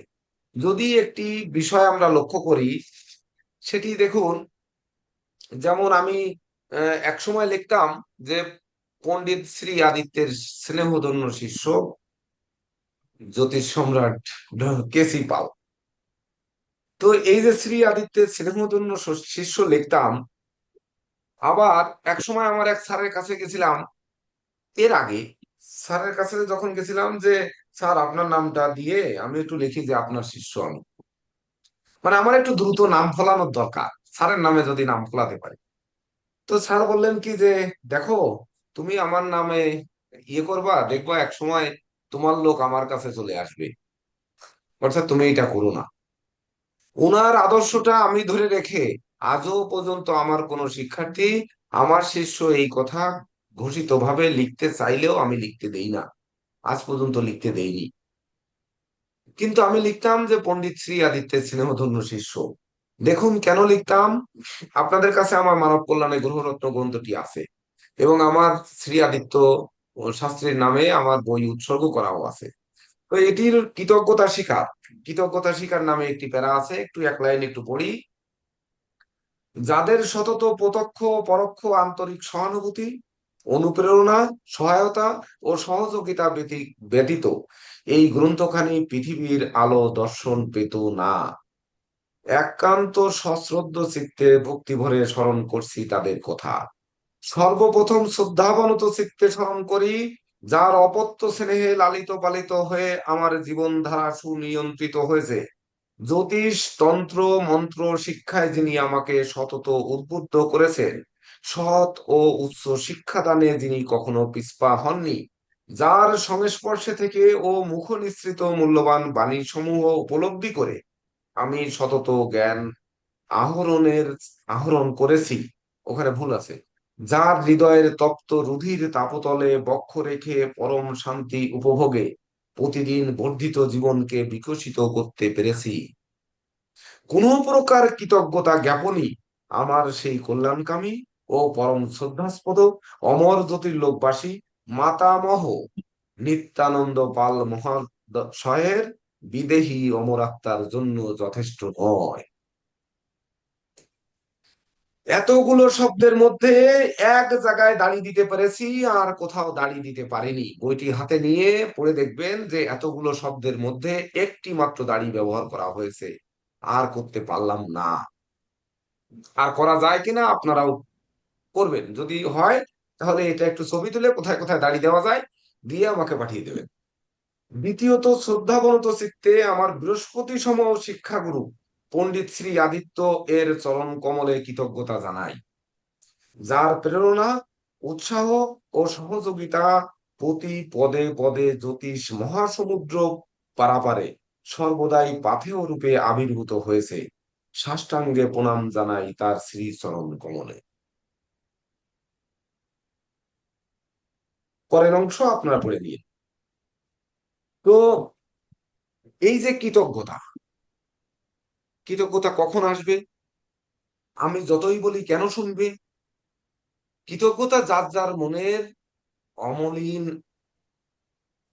আবেগ, আবেগময় অনুভূতিটা তার থেকেই আসবে। আপনাদের প্রত্যেকের কাছে আমার পঞ্জিকা রয়েছে। পঞ্জিকার যদি 7 নাম্বার পৃষ্ঠায় যান, সেখানে দেখবেন যে কৃতজ্ঞতা কিভাবে সংক্ষিপ্ত আকারে, পঞ্জিকায় যেহেতু জায়গা নেই, দেখুন, দিনপঞ্জিকা প্রণয়নে যে সকল দিনপঞ্জি সংস্কৃত ধর্মীয় গ্রন্থের সহযোগিতা নেওয়া হয়েছে, সেই সকল গ্রন্থকারের নিকট আমি চিরকৃতজ্ঞ। আমি জানি শুধুমাত্র কৃতজ্ঞতা প্রকাশের স্বীকারোক্তিতে কারো ঋণ কোনোভাবেই পরিশোধের নয়। কৃতজ্ঞতা হলো মানব অন্তরের এক অমলিন আবিলতা মুক্ত অনাবিল আনন্দময় অনুভূতি। তাহলে এই 7 নাম্বার পৃষ্ঠায় ভূমিকার নিচের প্যারা, এই যে জিনিসটি রয়েছে, আর 1433 বের হয়েছে, আপনাদের কাছে এখনো যায়নি, এই হচ্ছে 1433। তো আমার কাছেও এখনো অ্যাভেলেবেল হয়নি, যা হোক একটু পরে বাড়াবো। তো এই নামটি যে আমি ওই যে নিত্যানন্দ পাল মহোদয়, উনাকে এত কৃতজ্ঞতা জানালাম, এই কৃতজ্ঞতা কেন জানালাম? নিত্যানন্দ পাল মহোদয় আমার মায়ের বাবা। উনি এমন কোনো জনপ্রিয় কিছুই নয়, কিন্তু আমি আজকে, তার তো 4টে নাতি, আমার মায়ের 4টি সন্তান আমরা, তাহলে অন্য কোনো নাতি তো নিত্যানন্দ পালের নাম কোথাও কলম দিয়ে লিখেছে কিনা সন্দেহ আছে। কিন্তু আমি তো কম করে অন্তত লাখো পেজে লিখেছি, কারণ এই কথা আমার ধূপছায়াতে লিখেছি। মানে কত সংখ্যা প্রকাশ হয়েছে ধূপ সংখ্যাটা তো মানে নিরাকার নেই। অর্থাৎ লাখো পেজে আমি লিখেছি, স্মরণ করেছি বা মনে স্মরণ করি। অন্য কেউ তো করেনি, তাহলে কেন করেনি? যদি এখানে শাস্ত্রীয় কিছু কথা বলি, যে কীর্ত বীর্যা জুনো নাম রাজা বাহু সহস্র বান একটি মন্ত্র আছে, সৌম্য স্মরণ মাত্রেনু গতং নষ্টং চ লভ্যতে। তো এই যে কারা কীর্ত বীর্যানু, কীর্ত বীর্যা জুনো নাম, মানে নামে কারা কীর্ত, মানে কীর্তিমান যশস্বী বীর্যবান, এগুলো হবে কিসে হবে? সে রাজতুল্য নাম হবে, এমনকি সহস্র বাণের মতো সে ঝাঁপিয়ে পড়বে সেই নাম শুনলে, মাথা নত হয়ে যাবে। সে নামটি কি? সেই নামটি এমনটি কল্পনা করতে হবে। তাহলে সেই কল্পনা আগে আপনার ভিতর আসতে হবে। তাহলে কল্পনার জন্য সহজ পদ্ধতি কি রয়েছে? একটু শর্টকাট দিয়ে আসি, না হলে আনন্দ আসছে না। শর্টকাটে নাম কি আছে? গুগল। আগে হচ্ছে নামকরণের বই পাওয়া যেত, যে নামকরণ অভিধান বা নামকরণের বই, বিভিন্ন নামের আধুনিক নাম বা ভালো নাম বা মধুর নামের গ্রন্থ পাওয়া যেত। এখন আর কেউ গ্রন্থ কেনে না। তো আপনারা গুগলে যে সার্চ দেবেন যে আহ আপনারা কি ধরনের নাম চান, যেমন আহ বয়েস নেম, হিন্দু বয়েস নেম, বা হিন্দু গার্লস নেম, বা ধরেন মুসলিম গার্লস নেম, এরকম যে যে ধর্মের নাম চাইবে সেই নাম দিয়ে সার্চ দিলেন। সার্চ দেওয়ার পরে এবার আপনি মডার্ন নেম বা ধরুন আপনার ওল্ড নেম, মানে কোন ধরনের নাম চান, ওর পরে লিখে দেবেন। সেই ধরনের নামের প্যাটার্ন যুক্ত দেখবেন শ শ না হাজার হাজার নাম চলে আসছে। তাহলে ওখান থেকে আপনাদের আগে 10-20টা নাম বেছে নিতে হবে। বেছে নেওয়ার পরে দেখতে হবে, যেহেতু আমাদের নামকরণ পদ্ধতি হচ্ছে সংখ্যাতত্ত্ব রাশি অনুসারে নামকরণ পদ্ধতি, তাহলে আমাদের তখন দেখতে হবে যে ওই সংখ্যাতত্ত্বে আগে হচ্ছে রাশি অনুপাতে তার শুভ গ্রহ নির্ণয় করতে হবে। যদি বলা হয়, আমরা অনেকে গদবাঁধা নিয়ম পড়ি, এটা যেমন আমার মনে না থাকলেও আমাদের স্যারদের মনে আছে, যে রোগ সৃষ্টিকারী গ্রহ, যেহেতু একটা রোগের কথা হয়েছে, রোগ সৃষ্টিকারী গ্রহ কখনো চন্দ্র, কখনো রবি, কখনো রোগ মুক্তিকারী গ্রহ, উল্টে দিয়ে, এটা গদবাঁধার শিক্ষা। কিন্তু ওই জাতকের রোগ সৃষ্টিকারী গ্রহকে আর রোগ মুক্তিকারী গ্রহকে, ওই জাতকের ভাগ্যদাতা গ্রহকে ভাগ্যহীনা গ্রহকে, ওই জাতকের নাম উজ্জ্বল হওয়ার করার গ্রহকে আর অনুজ্জ্বল করার মানে নিভিয়ে দেওয়ার গ্রহকে, এই গ্রহগুলোকে চিনতে হবে। চিনে যদি তার বাবা মায়ের স্বপ্ন থাকে, এখানে বাবা মাকে একটু 5 মিনিট সময় দেবেন, এই সময় নামকরণ করার আগে কথা বলে 5 মিনিট সময় দেবেন, যে আপনারা যে নামটি চান আপনার সন্তানকে, আপনার স্বপ্ন কি। দেখুন, আমি প্ল্যানেটে কিন্তু এই পাচ্ছি, আপনার ছেলে ডাক্তার হবে, ধরেন ডাক্তার হবে বা ইঞ্জিনিয়ার হবে বা সায়েন্টিস্ট হবে, বা ধরুন আপনার রাইটার হবে, নোবেল বিজয়ী হবে, ধরেন একটা আপনারা প্রেডিকশন করলেন সেটি কোষ্ঠী অনুযায়ী। কিন্তু তাদের একটু সময় দিবেন, যে আপনারা কি ধরনের নাম চান, নামটা ধর্মীয় চান, নামটা মডার্ন চান, আল্ট্রা মডার্ন চান, নাকি নামটা এআই প্রযুক্তির মানে আর্টিফিশিয়াল ইন্টেলিজেন্টের মতো, এই যেমন 1 2 3 4 5 এরকম সংখ্যায় নাম চান, মানে কি ধরনের নাম আপনার চান। নাম যেহেতু সব ছড়িয়ে গেছে, এখন আর নতুন নাম নেই, যদি চান তাহলে সংখ্যায় দিয়ে দিতে পারি 575 নাম, মানে এরকম। তাহলে এই যে কোন ধরনের নাম উনি চায়, সেই ধরনের নামগুলো আপনাদের ওখানে খুঁজতে হবে। খোঁজার পরে ওই নামের মানে মিনিংসটা কি, নামের মানে মানেটা কি, নামের অর্থটা একটু দরকার আছে, অর্থটাও একটু সে যা চায় সেই ধরনের নামের অর্থ চায়। যেমন রত্নবাহু বলরাম দাস যদি নাম চান, তাহলে নিশ্চয়ই উনি চাইবেন যে উম, ভগবানের নামে অলঙ্কৃত করা যায় এই ধরনের কোনো নাম আমাকে চাই, উনি সেই ধরনের নাম চাইবেন। তাহলে যার মনের কথা সে তো তার পরিবারই জানবে, তার পিতামাতা জানবে, অন্য কেউ কিন্তু আর জানবে না। সেই নাম অনুযায়ী সেই ধরনের গিয়ে তার নামের টাইটেলটা ওই সময় নিয়ে নেবেন, তার বাবা মায়ের টাইটেল। এই ক্ষেত্রে বর্তমান সময়ে অনেকে দেখা যায় যে তার বাবার নাম রয়েছে ওই প্রদীপ্ত, কি প্রদীপ্ত বালা, আমাদের একজন বালা আছে যেহেতু প্রদীপ্ত বালা, তাহলে আমরা লিখলাম প্রদীপ্ত বালা। ও, আবার বাবা লিখে ফেলতেছি, এই পবিত্র বালা। এইবার তার স্ত্রীর নাম আছে, ধরেন ওনার স্ত্রীর নাম এখানে লিখি, ওনার স্ত্রীর নাম আছে হচ্ছে প্রতীক্ষা, প্রতীক্ষা রায়, রায়বালা। বর্তমান সময়ে দেখবেন যে ওই উনার নাম বাবার বাড়ির যে টাইটেল ছিল আর স্বামীর টাইটেল মিলিয়ে দিয়ে তারপরে লেখি। যেমন আমাদের উচ্চতর ব্যাচের একজন শিক্ষার্থী আছেন সুরভি বিশ্বাস, উনার বিবাহ হয়েছে আমাদের এই শিক্ষাকালীনে, উনি এখন নামটা পাল্টে দিয়ে করেছেন সুরভি বিশ্বাস দেব, মানে ওনার হাজবেন্ডের টাইটেল দেব, এটা আপনারা অনেক জায়গায় দেখেছেন। তাহলে ওনার সন্তানের নাম যদি আপনারা সুদীপ্ত দেন, তাহলে সুদীপ্ত বালা দেবেন না সুদীপ্ত রায় দেবেন, না সুদীপ্ত রায় বালা দেবেন, কি দেবেন? অনেকে কিন্তু মায়ের টাইটেলও নেয়, বাবার টাইটেলও নেয়, ইদানিং নিচ্ছে, অর্থাৎ কলির শেষ প্রান্তে চলে এসেছে। এখন মা যদি একটু অর্থ সম্পদ বেশি উপার্জন করে, একটু বেশি নামজাদা থাকে, তাহলে মায়ের টাইটেলটাই হবে। ওই যে আমি যদি শতাব্দী রায় যদি তুলে যেতাম, তাহলে নিশ্চয়ই আর পাল আমার সন্তানদের নামে থাকতো না, তাহলে ওইখানেই রায়ই হয়ে যেত, মানে এরকম হয়ে যেত, মানে নাম ওইদিকে বেশি। মনে কিছু নিয়েন না, এটা হচ্ছে একেবারে অরিজিনাল কথা। আমি আর আমার বন্ধু অজয়, আমরা দুইজনে মিলে ঠিক এই কাজটি করেছিলাম। ওই সময় প্রচুর জ্যোতিষ ঘুটে বেড়াতাম, যার যেখানে আছে পরীক্ষা করে বেড়াতাম, মানে ফি কিছু যাক, যেখানে 100 টাকা ফি ছিল ধরে ধরে 20 টাকা দিতাম, বা কিছু খাবার নিয়ে যেতাম যাতে আমাদের এমনি ফ্রি রেখে দেয়, যাতে তুষ্ট, এইরকম। এটা আমার নেশা ছিল। এক এক ধরনের এক এক ধরনের নেশা থাকে এক একজনের। তো সেই অনুযায়ী কোনটি নিবেন, নেওয়ার পরে এবার নামটা আপনারা গুগল থেকে চয়েস করলেন, কিন্তু নামের গুরুত্ব দিতে হবে আপনাকেই। কারণ ওখানে কিন্তু আর স্যার থাকছে না, আপনার জেকে দেব স্যারও থাকছে না, নীরজ স্যারও থাকছে না, আপনিই একমাত্র নামকরণ করছেন তার। তাহলে এইবার 5টি নামকে আপনি গুগল থেকে বাছলেন। বাছার পরে যে নামটিতে যদি আপনারা সিদ্ধান্তে আসেন যে এখানে বৃহস্পতির সংখ্যার নাম দিব, এখানে যদি মনে করেন যে শুক্রের সংখ্যার নাম দিব, যদি বোঝেন যে আমি বুধের সংখ্যার নাম দিব, তাহলে সে বুধের সংখ্যা 5 আমরা জানি, শুক্রের সংখ্যা 6 এটাও আমরা জানি, বৃহস্পতির সংখ্যা 3 সেটা জানি, চন্দ্রের সংখ্যা দিলাম 2 সেটাও আমরা জানি। তাহলে নাম এবং টাইটেল মিলিয়ে যেন শুক্র, বুধ, রবি বা বৃহস্পতি হয়, বা ধরেন রাহুর সংখ্যা দিচ্ছেন রাহুর 4 হয়, বা শনি দিচ্ছেন শনির 8 হয়, বা কেতু দিচ্ছেন কেতুর 7 হয়, এমন কোন নাম আপনাদের বের করে নিতে হবে।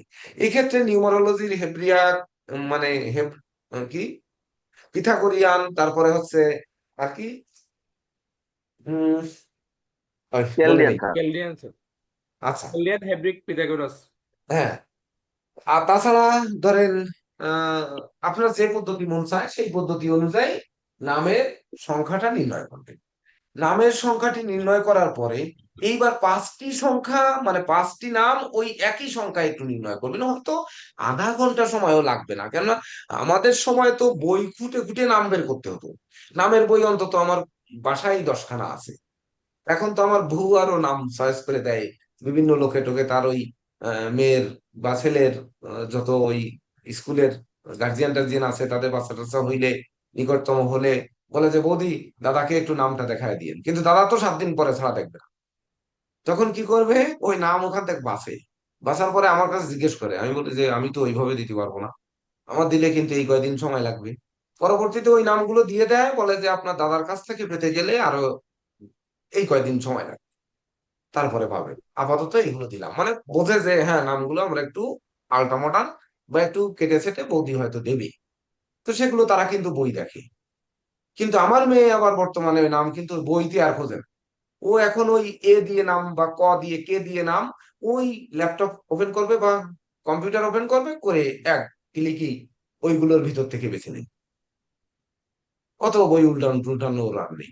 তো আমরা যেহেতু আধুনিক যুগে, এখন আমরা মোবাইল থেকেই ওই রকম বের করে নেব, সহজ এটি, বই কাছে টানাটানির প্রয়োজন নেই।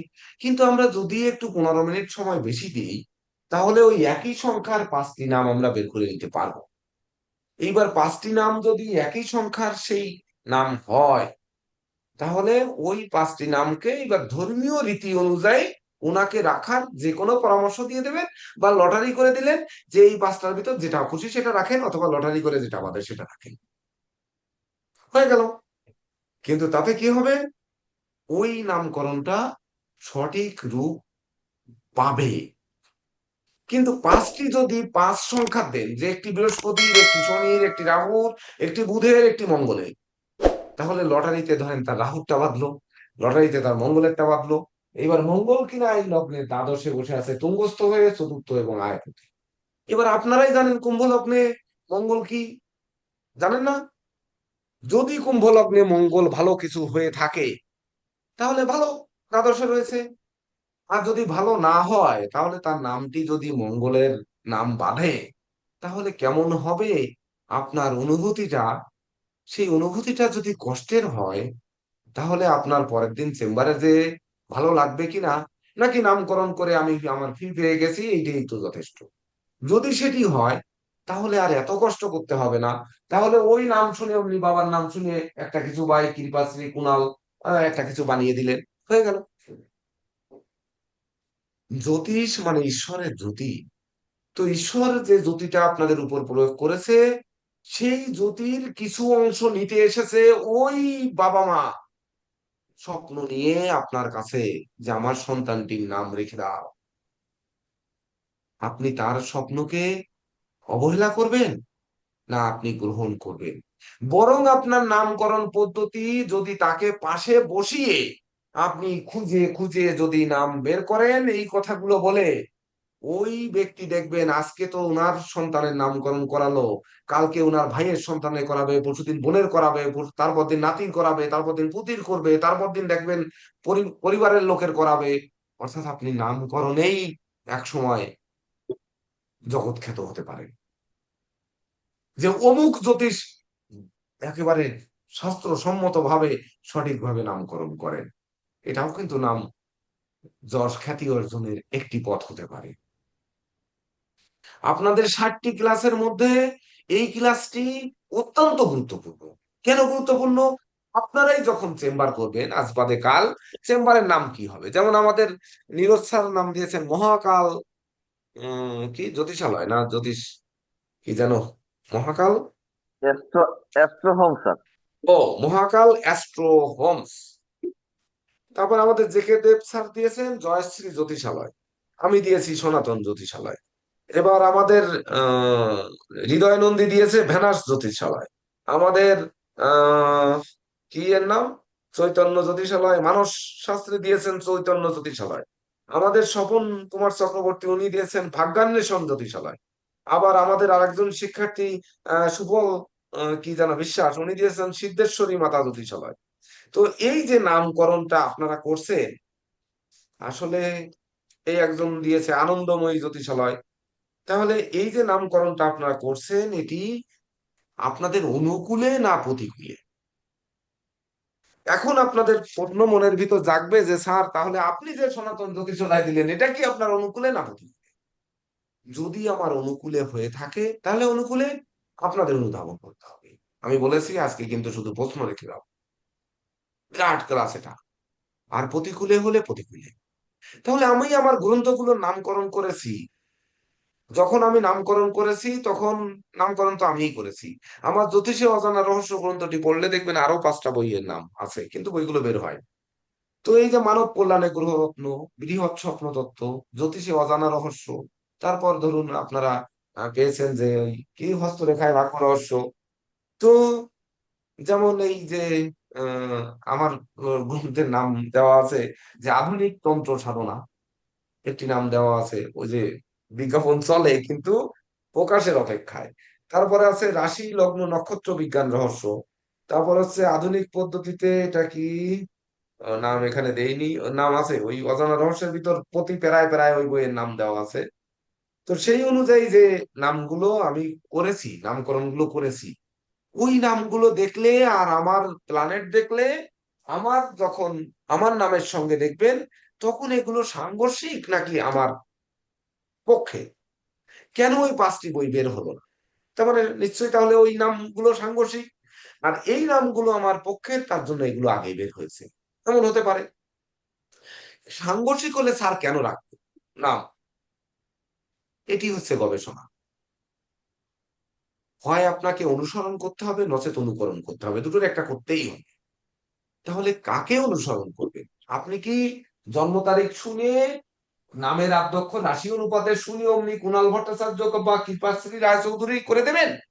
নাকি আমি এতক্ষণ ধরে এই যে 1 ঘন্টা ধরে যে আলোচনা করছি, আপনাদের আর 2 স্যারেরা যে আলোচনা করেছেন ওই অনুপাতে করবেন? এটা ডিসাইড আপনাকেই করে নিতে হবে। করে নেওয়ার পরে আপনার স্থির সিদ্ধান্তে আসতে হবে, এসে তারপর নামকরণ করতে হবে। এই নামকরণের ক্ষেত্রে কিন্তু আপনার জীবনের যত যশ খ্যাতি, যাবতীয় যা কিছু এর মধ্য দিয়ে আসবে। যেমন এর ভিতর দিয়ে কি কি আসবে? যেমন ধরেন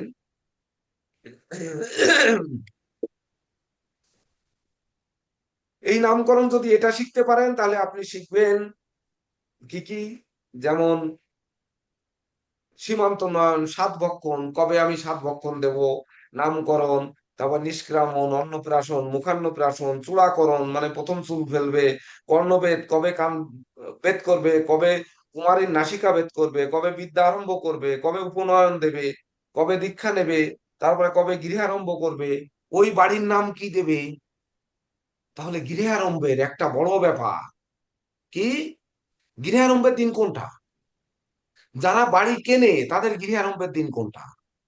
আর যারা বাড়ি করে তাদের গৃহারম্ভের দিন কোনটা? যারা জমি কিনে বাড়ি করে তাদের গৃহারম্ভের দিন কোনটা? গৃহারম্ভের দিন আমরা বলি যে গৃহের যে গড়বন্ধন, ওটি গৃহারম্ভের দিন। আর গৃহে যেদিন প্রবেশ করব সেদিন গৃহ প্রবেশের দিন। তাহলে গৃহারম্ভের দিন কোনটা? যেদিন আপনি জমি কিনেছেন হয়তো 1 বছর, তারপরের বছর গিয়ে গৃহ করার জন্য প্ল্যান ট্যালান করে আপনি গড়বন্ধন করেছেন, ওই বন্ধনের দিন হচ্ছে আপনার গৃহারম্ভ। তাহলে গৃহারম্ভের দিন ওইটা হবে, গৃহ ওই দিন জন্ম নিয়েছে। অর্থাৎ একটি শিশু ভূমিষ্ঠ হলে যেমন তার জন্মদিন ধরি, মাতৃ গর্ভে গেলে তো আর আমরা জন্মদিন ধরি না। ধরি? সেটি তো ধরছি না। গর্ভাধানের দিনে তো আর আমি জন্মদিন ধরছি না, তাহলে ভূমিষ্ঠর দিন ধরছি। তাহলে যে ব্যক্তি তৈরি করা বাড়ি, রেডিমেড বাড়ি কিনবে, রেডিমেড ফ্ল্যাট কিনবে, তার জন্য ওই ওই দিনটি কোন দিন হবে তার গৃহারম্ভের দিন? নিশ্চয়ই যেদিন রেজিস্ট্রি করেছে ওই দিন, নাকি যেদিন বায়না করেছে সেই দিন, না প্রথম যেদিন কথাবার্তা বলেছে সেদিন, যেদিন লিখিত বায়না করেছে সেদিন হবে, না যেদিন 500 টাকা অ্যাডভান্স করেছে সেদিন হবে, না যেদিন দলিল করেছে সেদিন হবে, না ওই গৃহে যেদিন প্রবেশ করেছে সেদিন হবে? অনেক প্রশ্ন কিন্তু এখানে। তাহলে গৃহারম্ভের আমাদের ওই সময়টি, ওই দিনটি কিন্তু বাঁচতে হবে, বেছে নেওয়ার পরে যে তুমি গৃহ কবে আরম্ভ করেছো। এইবার সেই গৃহে প্রবেশ, তাহলে গৃহটি জন্ম নিয়েছে যে প্ল্যানেটে, আর গৃহ প্রবেশের দিন পঞ্জিকায় যে শুভ দিনগুলো রয়েছে, সেই দিনের প্ল্যানেটটিকে আপনাকে অঙ্কিত করতে হবে। অঙ্কিত করার পরে খালি গৃহারম্ভের দিন দিয়ে দিলেন যে আরে বাপরে এবছর গৃহারম্ভ কবে কবে, কই কই কই কোন জায়গায় গিয়ে থেমে গেলাম। গৃহারম্ভ অঘ্রাণ মাসের শুধু 3 আর 27 তারিখ আছে, আর ফাল্গুন মাসের 6, 25, 26 এই 3 দিন আছে, মানে ওই 1433-এর আগামী বছরে। তাহলে আগামী বছরে গৃহারম্ভ করা যাবে শুধু অঘ্রাণ আর ফাল্গুন, বাকি মাসগুলোতে মানুষ গৃহারম্ভ করবে না। কিভাবে করবে? গৃহারম্ভ বাদ দিলাম, গৃহ প্রবেশ আছে আষাঢ় মাসের শুধু 2 তারিখ, মানে বৈশাখ জ্যৈষ্ঠে নেই, জ্যৈষ্ঠ মাস মল মাস বিদায় নেই। অঘ্রাণ মাসে 3, 22, 27 3 দিন আছে, আর ফাল্গুন মাসে 5, 6, 25, 26 আছে। এবার ভাড়ার বাসায় থাকি, বাড়ি রেডি করেছি, আমি বাড়ি উঠবো, তাহলে কবে উঠবো, কিভাবে উঠবো? আবার আপনি এর মধ্য থেকে দিন দিলেন, ধরেন ফাল্গুন মাসের 5, 6, 25, 26, 1427, ওই সরি 2027, 2028, না 2027, 2027 সালে ফাল্গুন মাসের 5, 6, 25, 26 দিয়ে দিলেন, এর যে কোনো একটা। ওই দিনটি সে যেদিন গৃহারম্ভ করেছে, অর্থাৎ ওই দিন তার গৃহ জন্ম নিয়েছে, আজকে সে গৃহে প্রবেশ করবে, তাহলে প্রবেশের দিন আপনি কোন দিনটা দেবেন? এর মধ্যে 4টে দিন আছে ওই জাতককে, যে আরে পঞ্জিকাই তো 4টেই তো শুভ দিন, যে কোনো একটা দিয়ে দিই। ওর ভিতর যেটা বারের প্রবলেম নেই, আপনারা রানিং বছরে পঞ্জিকা হাতে ধরেন, রানিং বছরে গৃহারম্ভে যান। একটু বুঝিয়ে দিই আপনাদের, চলে যান। আহ কেন ওই পঞ্জিকা আপনাদের হাতে এখনো যেতে পারেনি? 10 নম্বর পৃষ্ঠায় দেখেন গুরুত্ব কি, আজকে শুধু প্রশ্ন, বিদ্যারম্ভ, গৃহারম্ভ। হ্যাঁ, 12 নম্বর পৃষ্ঠার একেবারে গোড়ায় দেখেন বৈশাখ মাসে 16, 18, বৈশাখ মাস তো চলে গেছে, এখন হচ্ছে গৃহারম্ভ কার্তিক মাসের পরে আর নেই। আচ্ছা নেই, দরকার নেই, আমরা কার্তিক মাসেই যাই। 4, 6, 9 কার্তিক মাসের 3 দিন আমাদের গৃহারম্ভ আছে, 4, 6, 9। একটু 4 তারিখটা আমরা দেখে আসি, একটা দিন দেখে আসি। 4 তারিখ চৌঠা কার্তিক। আরে যন্ত্রণা, একটু দ্রুত বের হওয়া। এটা হচ্ছে 505 নম্বর পৃষ্ঠায় দেখেন, চৌঠা কার্তিক বুধবার। তাহলে সোম শুক্রে চাষ, বুধ বৃহস্পতিতে গৃহবাস, এটা খনা বলেছে। তাহলে বুধবারে গৃহবাস, তাহলে বুধবার ভালো পড়েছে। যাও, যাও যাও যাও, তুমি ওই দিনই ঘরে ওঠো। এই দিন কোন সময় উঠবেন? বুধবারে। তাহলে সময় দিয়ে দিলেন, শুভ কর্মের সময় রয়েছে দেখেন, শুভকর্ম, অতিরিক্ত গাত্র হয়ে যাওয়া, পুরানো 7 পক্ষর নামকরণ, নিষ্কামন, গৃহারম্ভ, গৃহপ্রবেশ, নববস্ত্র পরিধান, নবসজ্জা, সনদ উপভোগ, দেবতা গঠন, ক্রয় বাণিজ্য, পূর্ণাহ, নাট্যারম্ভ, ঔষধকরণ, সেবন, গ্রহ পূজা, শান্তি সস্তানাদি, ধান্য স্থাপন, ধান্যাদি বৃদ্ধিদান, শিল্পারম্ভ, কুমারী নাসিকাভেদ, কম্পিউটার নির্মাণ ও চালন, বাহন ক্রয় বিক্রয়, ধান্যমঠ, তারপরে অতিরিক্ত বিবাহ। তাহলে সময় কিছু দেওয়া নেই, কোনো সময় দেওয়া নেই, এই কাজগুলো করা যাবে কিন্তু সময় দেওয়া নেই। তাহলে সময় আপনারা কিভাবে দেবেন? দেখবেন কালবেলা আছে 8টা 59 মিনিট 53 সেকেন্ড গতে, 10টা 25 মিনিট 14 সেকেন্ডের মধ্যে। তাহলে বুধবারে কালবেলা দিয়ে শুরু, কালবেলার টাইমটা বাদ দেবেন। তাহলে সূর্যোদয় থেকে কালবেলার আগ পর্যন্ত, মানে 8টা 59 মিনিটের আগে সে গৃহ প্রবেশ করতে পারবে। আর নচেত কালবেলার পরে 10টা 25 মিনিটের পরে দুপুর 12টার মধ্যে হয়তো আপনারা দিয়ে দিলেন। কেন, তারপরে আবার বারবেলা শুরু হচ্ছে 11টা 50। তাহলে 11টা 50 শুরু হচ্ছে, মানে 12টা বাজার 10 মিনিট আগে। তাহলে এই দুটি সময় আপনারা হয়তো দিয়ে দিলেন, যে যে কোনো সময় আপনি ফিতে কেটে ঘরে আগে ঢুকে যান। কিন্তু কথা হচ্ছে, যে শিশুটি, যে গৃহটি জন্ম নিয়েছে দণ্ডযোগ নিয়ে বা গ্রহণ যোগ নিয়ে, বা ধরেন আপনার যাবতীয় অশুভত্ব নিয়ে, ওই সে 505 পৃষ্ঠা আবার হারা গেলাম রে, আসি, ধরেন বিভিন্ন রকম অশুভত্ব নিয়ে ওই গৃহটি জন্ম নিয়েছে, তাহলে তার জন্য অশুভ দিনটা শুভ হবে, না শুভ দিনটা তার জন্য শুভ হবে?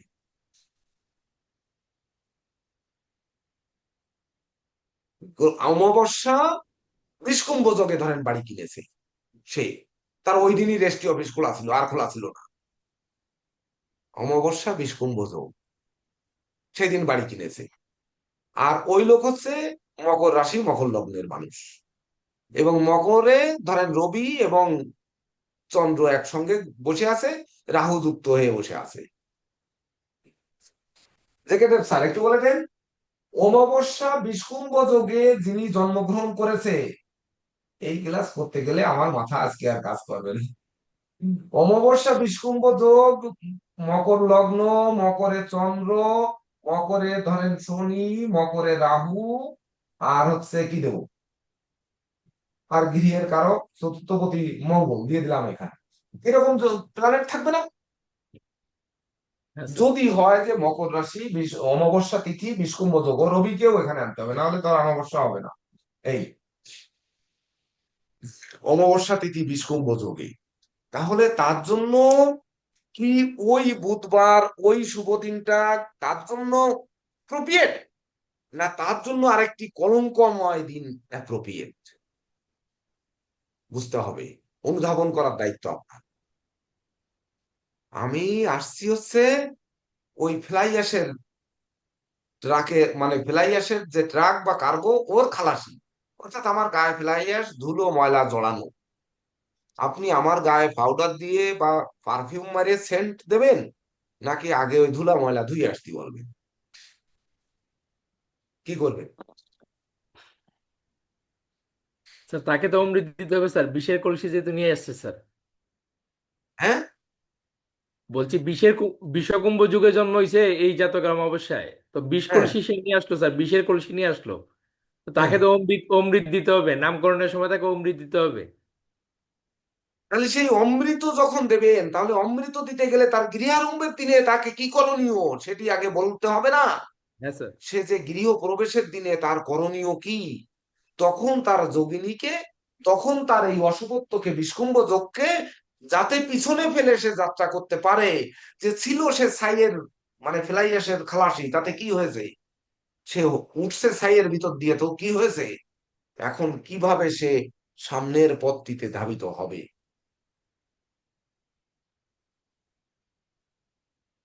আমি অনেক সৌভাগ্যবান, এই জন্য আপনাদের মতো গুণগ্রাহী শিক্ষার্থী পেয়েছি। এইবার আমার মতো, আবার যদি বিপরীতে আর 2 বছর আগের মতো আমার মতো কপাল পোড়া যদি হয়, তাহলে এই ক্লাসে স্যার বক বক করবে আর আমরা ভিডিও অফ করে বসে থাকবো। আমি মেনে নিতে পারি না। আপনারা কি শিখছেন? আর অতীতের নামকরণের ক্লাসও কিন্তু রয়েছে অনলাইনে, আমাদের এই 4র্থতম নামকরণ ক্লাস। নতুন কিছু আমি যুক্ত করছি কেন? আমি ফলাদেশ না দিয়ে আপনাদের শুধু প্রশ্ন রেখে যাচ্ছি যে নোট করে নেন কেন। আর কি করছেন আপনারা? আরে ভিডিও অফ করে আসলে ক্লাস করছেন কি করছেন না আমি জানি না। অর্থাৎ সনাতন অ্যাস্ট্রোলজিক্যাল কোচিং সেন্টার ওই গ্রহণ যোগে পড়েছে, বা ধরেন বিষকুম্ভ যোগে পড়েছে অমাবস্যা তিথিতে, ও তো অন্ধকার থাকবেই। তো ওর আলো আমাকেই দেখাতে হবে, আপনারা আসলে দেখাতে পারবেন না। তাহলে আমাকেই নির্ধারণ করতে হবে যে কি করতে হবে। তাহলে আমরা এখান থেকে আর এই গৃহ আরম্ভ টম্ব বাদ দিয়ে দিই হচ্ছে নামকরণ এই ক্লাস, তাহলে আর গৃহ প্রবেশের আমার দরকার কি? আমরা এদিকে আর নাই যাই, বাদ দিয়ে দিলাম গৃহ প্রবেশ, এইবার আপনারা ওখান থেকে শুরু স্যার করেন। আমরা তো ভিডিও অন করে আছে। দরকার নেই, দরকার নেই, আর কোনো কথা শুনতে চাই না। যার যার ভিডিও অন রাখতে পারছেন না তারা ক্লাস থেকে বেরোয় গেলে তো হয়ে যায়, সেটা কি এখানে থাকার? আমি তো আগেই বলে দিয়েছি, ভিডিও অন করে যে সুস্থ মস্তিষ্কে যে ক্লাস না করতে পারবেন করেন না, সমস্যা কি? আমি এই ক্লাস আমি 50 জনকে শেখানোর আমার কোনো কোনো দরকার নেই। আমার 5 জন মানুষ থাকুক, 5 জন শিখুক, ওই 5 জনের কাছে মানুষ ভিড় দেবে নাম রাখার জন্য, বাচ্চা কাচ্চা নাম রাখার জন্য। কারণ এই ভিডিও যখন সোশ্যাল মিডিয়ায় যাবে, তখন আমারও কিন্তু এই বিষয়টা, আমার ক্লায়েন্টও কিন্তু কমবে, যে আমরা শিখাই দিচ্ছি মানে এই এদের কাছ থেকে যে নামকরণ ওই একই রকম করাতে পারে।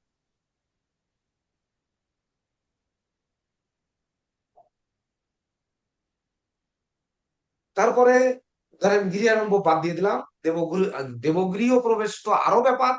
যেহেতু তার ভাগ্যপতি না দেখে ধরেন আপনি একটা আজকে ভগবান কৃষ্ণের মানে বসার স্থান করবেন, আসন পাতবেন, বা একটি ঘর করবেন, সেটা দেবগৃহ তো আরো ব্যাপার।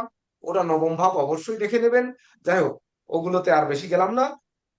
এইবার জলাশারম্ভ কিছু বাচ্চাপ দিয়ে যাই, অত দিক না পড়ে। এইবার দেবতা প্রতিষ্ঠা করবেন, শিব প্রতিষ্ঠা করবেন, বৃক্ষ প্রতিষ্ঠা করবেন, বিষ্ণু প্রতিষ্ঠা করবেন। এবার বিষ্ণু প্রতিষ্ঠা করবেন আর কালী প্রতিষ্ঠা করবেন। মা কালী, মা দুর্গা আর বিষ্ণু, ব্রহ্মা বা ভগবান শ্রীকৃষ্ণ, এ যে প্রতিষ্ঠা করবেন, তখন পিতৃকারক গ্রহ যদি আপনার অনুকূলে থাকে, আপনার ওই গৃহারম্ভের দিন, আপনার জন্মের দিনে যদি দেব প্রতিষ্ঠা মানে দেবগণ মানে পুরুষ দেবতা ওদের তাকে একজন তুষ্ট করার যোগ তৈরি হয়ে থাকে, তাহলে ওই দিনে গিয়ে পুরুষ দেবতা প্রতিষ্ঠা করতে হবে।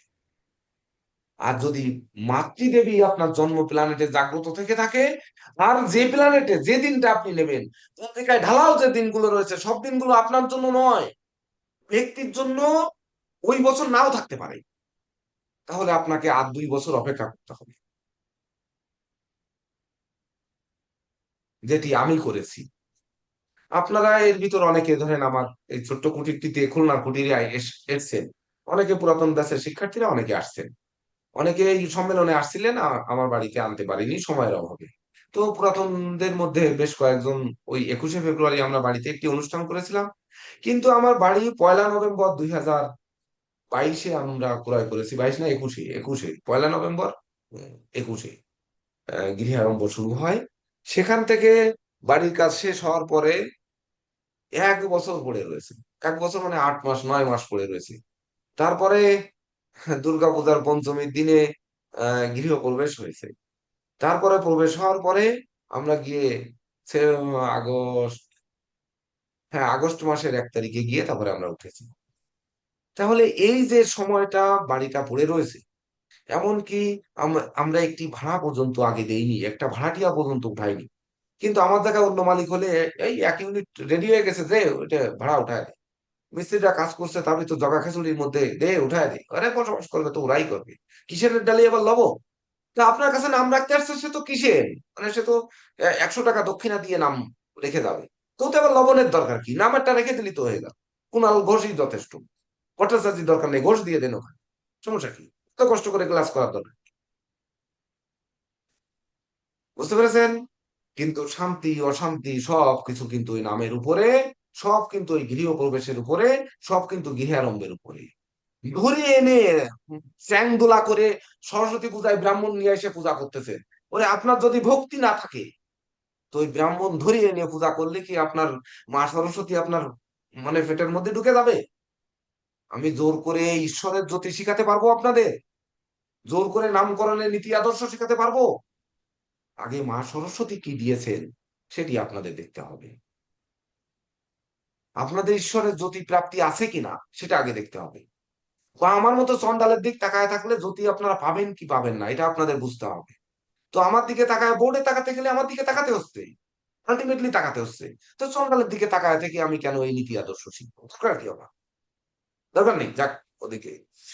এইবার কোন ব্যবসা আরম্ভ করবেন, সেই ব্যবসার নামকরণ যদি আপনার ভাই বলে যে আমি একটি দোকান দেব, দোকানটি হার্ডওয়্যারের দোকান দেব না, মুদি দোকান দেব না, তেলের দোকান দেব না, দুধের দোকান দেব না, মিষ্টির দোকান দেব নাকি, মানে ওই আয়ুর্বেদিক ভেটে দিব নাকি, কেমিক্যাল মানে ওই কীটনাশকের দোকান দিব, তাহলে যদি কীটনাশকের দোকান দেয়, আপনার ভাইকে কীটনাশকের ব্যবসা দেবেন কিনা? আপনার ভাই মিষ্টির দোকান দেবে কিনা? আপনার ভাই ধর্মীয় উপাসনালয় পাশে বিশেষ করে ধর্মীয় দ্রব্যাদি দশকর্মা ভান্ডার এর দোকান দেবে কিনা, সেটি তো আপনাকেই নির্ণয় করতে হবে। তখন কোথায় যাবেন? আজকে ক্লাসে ভিডিও অফ করে বসে রয়েছেন, তখন আপনার ভাইকে আপনি বলে দেবেন হ্যাঁ তুমি এটা করো, 3 মাস পরে ব্যবসা সিট করে নিয়ে চলে আসবে, এই দাদা ব্যবসা তো মারি হয়ে গেছে, এখন দাও টাকা দাও, করেন আপনারা, সমস্যা কি? এই তো হয়। অথচ গতকালকে সুভাষ বাবু এত অসুস্থতার ভিতরে আসছেন, উনি পঞ্চাঙ্গের গ্রন্থ 3খানা ফটোকপি করে, আর মূল গ্রন্থটি আমাদের শ্যামল কান্তি মন্ডল মহোদয় দিয়েছেন, সেই 4টি বই পর্যন্ত উনি ব্যাগে নিয়ে আসছেন, যে স্যারের সাথে দেখা হবে, হাসপাতালে যাচ্ছি, তাতে কি হয়েছে, ডাক্তার দেখাতে যাচ্ছি, হসপিটালাইজড রুগী, উনি বইটা গোল ডাবা করে নিয়ে আসছেন, সেখান থেকে দিলেন। তাহলে তাদের শেখানোর জন্য হৃদয় কাঁদবে কাদের জন্য? সেই বইটাই তো রাত্রে 2 ঘন্টা না পড়ে আমি ঘুমাতে পারলাম। যাই হোক, উম, কিছু কঠোরতা আসছে, আপনার মনে কিছু নিয়েন না। আপনারা অনেক জানেন এবং আমার থেকে আরো বেশি জানবেন, এটা নিঃসন্দেহে।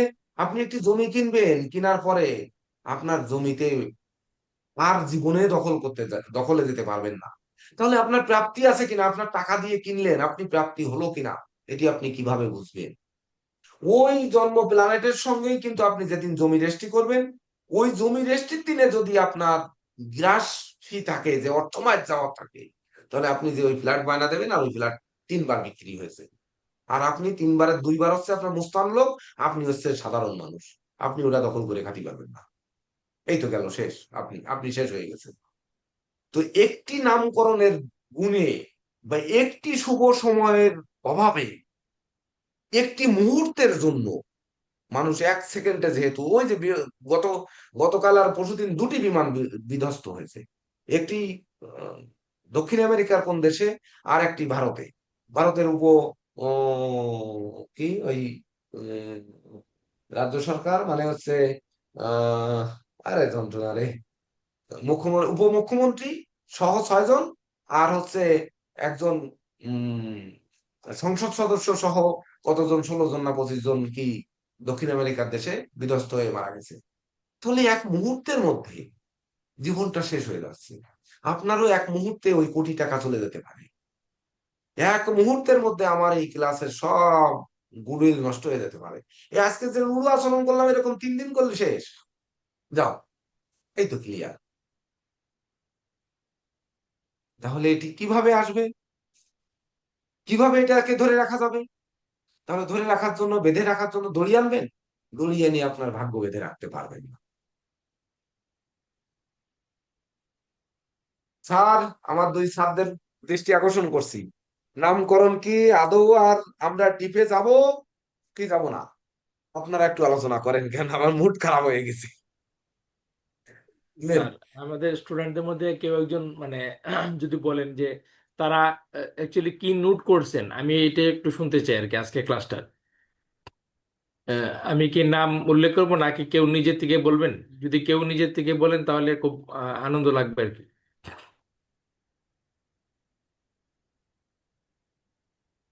নামকরণের জন্য আজকে ক্লাসে কি নোট করছেন, যে কি কি জিনিস আপনি দেখতে হবে বা দেখবেন, কি নোট করছেন?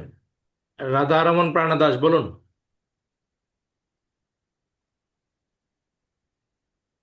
স্যার আমি বলি, আমি 2-3টা জিনিস নোট করছি। হরে কৃষ্ণ। আচ্ছা, হ্যাঁ, রাধারমন নমস্কার প্রাণা স্যার। দাস আগে বলুন, নিক বলুন। স্যার আমি এখানে প্রাথমিকভাবে কয়েকটা বিষয় স্যারের কাছ থেকে জেনেছি। সেটা হচ্ছে, প্রথম রাশি অনুসারে শুভ গ্রহ নির্ণয় করতে হবে এবং হুম। কি কি অশুভ গ্রহ আছে সেটা নির্ণয় করতে হবে। তারপর আহ, যার নামকরণ হবে তার পিতা মাতার কাছ থেকে 5 মিনিট সময় নেওয়ার বিষয়ে বলেছিলেন স্যারে, এবং তারা কোন ধরনের নাম চুজ করছেন, আধ্যাত্মিক বা মডার্ন বিভিন্ন বিষয় থাকতে পারে, এটাই। তারপর ওখান থেকে 5টি নাম নির্ণয় করতে বলা হয়েছে, এবং শুক্র বুধ বৃহস্পতি এই বিষয়গুলো অনুসরণ করতে হচ্ছে। এগুলো দেখে তারপর ওখান থেকে 5টি, এবং যে নামগুলো নির্ণয় করা হবে ওটার একই সংখ্যার 5টি নাম নির্ণয়ের বিষয় বলেছে। আমি এটুকু নোট করতে পেরেছিলাম। আচ্ছা, বিষ্ণু মহন্ত। স্যার আমার এটা পরে একটা প্রশ্ন আছে, আমি পড়বো। আমি তার আগে বলে দিচ্ছি আমি কি কি নোট করেছি। আমি বলছি, নোট করেছি হলো নামকরণের ক্ষেত্রে শুভ গ্রহের উপর বেশি গুরুত্ব দিতে হবে, তার অনুসারে নাম রাখতে হবে। দ্বিতীয় যেটা নোট করেছি এটা হচ্ছে হলো, যদি কুষ্টিতে চন্দ্র অশুভ থাকে বা দুর্বল থাকে, তো সেই ক্ষেত্রে আমরা ড্রাইভার নম্বর বা কন্ট্যাক্ট নাম্বার চন্দ্রের নাম্বারজি হিসাবে চন্দ্রের রাখবো না, আমরা চন্দ্রকে বাদ দিয়ে বাকি অন্য শুভ গ্রহের নামগুলোকে গুরুত্ব দিব ড্রাইভার কন্ট্যাক্টের ক্ষেত্রে, যেমন নাম্বার জারির ক্ষেত্রে। আর তৃতীয় যেটা লিখছি সেটা হচ্ছে হলো, নামকরণের ক্ষেত্রে রাশির সঙ্গে সঙ্গে নক্ষত্রকেও, নক্ষত্রের যে চরণটা, সেই চরণটাকে গুরুত্ব দিয়ে আমরা নামকরণ রাখবো। যেমন রাশি থেকে আমরা নিলাম ক, আর নক্ষত্রের চরণ থেকে আমরা নিলাম কু, আকার হস্য রস্যুকা, এই জিনিসটা আমরা নিয়ে একটা নামকরণ রাখবো। প্রকাশচন্দ্র রয়।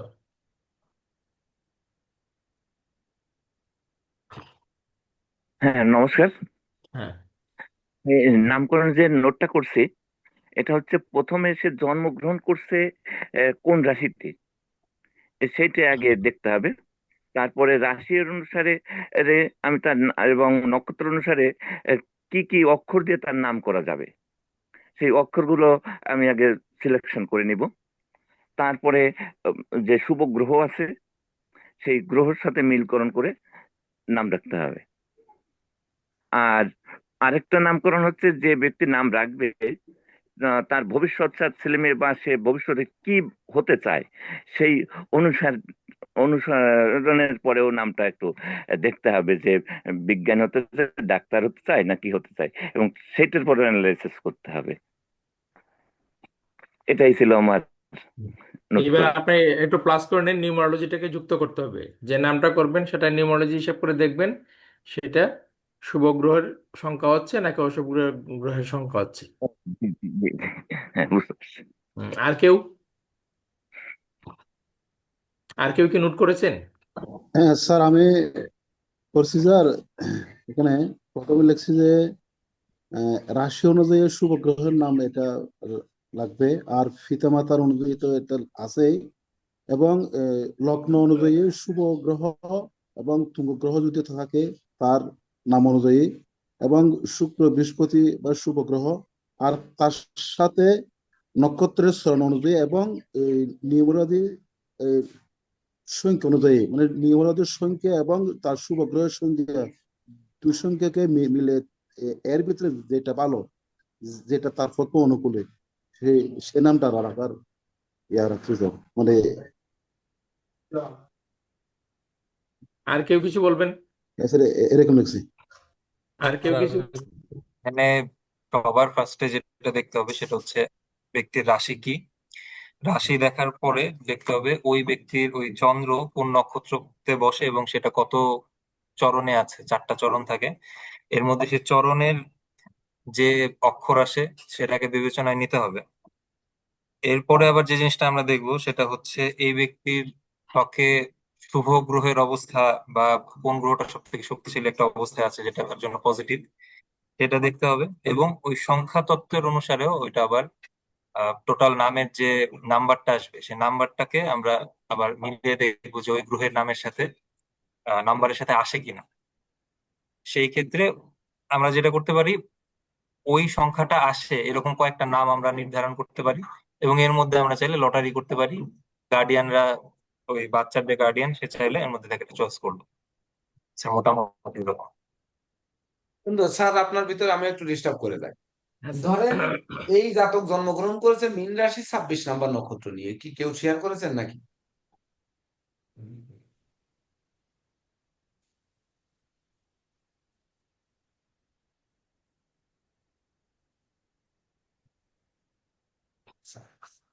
ধরেন মীন রাশি 26 নাম্বার নক্ষত্র, মানে উত্তর ভাদ্রপদ নক্ষত্র নিয়ে, শনি নক্ষত্র নিয়ে, শনির সঙ্গে যুক্ত থেকে বীজযোগ তৈরি করেছে। রাহু সেখানে দৃষ্টি দিয়েছে। বাবার আছে এইবার কীটনাশকের ফ্যাক্টরি, যা খেয়ে মানুষ মরে যায়, সেটি আছে। বা বাবার আছে মদের দোকান, বড় মদের ফ্যাক্টরি। এইবার এই ছেলে মদের ব্যবসা করবে কিনা, এটা আমার বুঝতে হবে, যে এই ছেলে মদের ব্যবসা করবে বা কীটনাশকের ব্যবসা করবে কিনা। কীটনাশক কিন্তু বলছে শনি চন্দ্র বীজ যোগ তৈরি করেছে, বিষই সেই সফল হবে। এবং সেই শনি দৃষ্টি দিয়েছে চতুর্থ ভাবে প্রাথমিক শিক্ষার ক্ষেত্রে। আর কিনা এই লগ্নে রাহু থেকে আমার শিক্ষা ভাবে বিদ্যাপতি যে বুধ, সে বুধ দ্বাদশে ব্যস্ত আছে 23 নাম্বার নক্ষত্রে। বুধ তার যে কোনো নক্ষত্রে থাক, মঙ্গলের নক্ষত্রে আছে, দাহ্য নক্ষত্রে। তাহলে বিদ্যাপতি কিনা দাহ্য নক্ষত্রে, আর আমি বিষ যোগ নিয়ে তৈরি করেছি। তাহলে আমি ওই বিষের ফ্যাক্টরি কি দেখবো, নাকি আমি মদের ফ্যাক্টরিতে যাবো? কোনটা যাবো? বিষ আর মদ দুটোই কেমিক্যাল, দুটোই একরকম প্রায়। বিষ, মদ বেশি খাইলেও মানুষ মরে, আবার বিষ খাইলে তো মরে কি মরে না সেটা টেস্ট করে দেখতে হবে। তো ভালো মতো বিষ যদি টেস্ট করে দেখা হয়, তাহলে এক এক কক্ষে টেস্ট করে দেখলে হয়ে যাবে। তাহলে সেই ব্যক্তির নামকরণের জন্য আমরা কোথায় যাব? এই বীজ যোগে যে জন্মগ্রহণ করেছে সেই ব্যক্তি যেদিন গৃহ আরম্ভ করবে, গৃহপ্রবেশ করবে, তার জন্য দিনটা কোনটা দেবে। আর এখানে জীব যোগ তৈরি করেছে, জীব জীব কিনা সে নিজেই জীবন্ত, তাকে আমি কোন দিনটা দেবো, এর মধ্যে পার্থক্য হবে না? হবে স্যার। তাহলে পার্থক্য হতে গেলে তো আমাদের এই প্ল্যানেটকে আগে বুঝতে হবে। তারপরে বলেছি যদি এই 20 যোগ হয় তাহলে তার নামটা ওই 20-এর নামের নাম হতে হবে।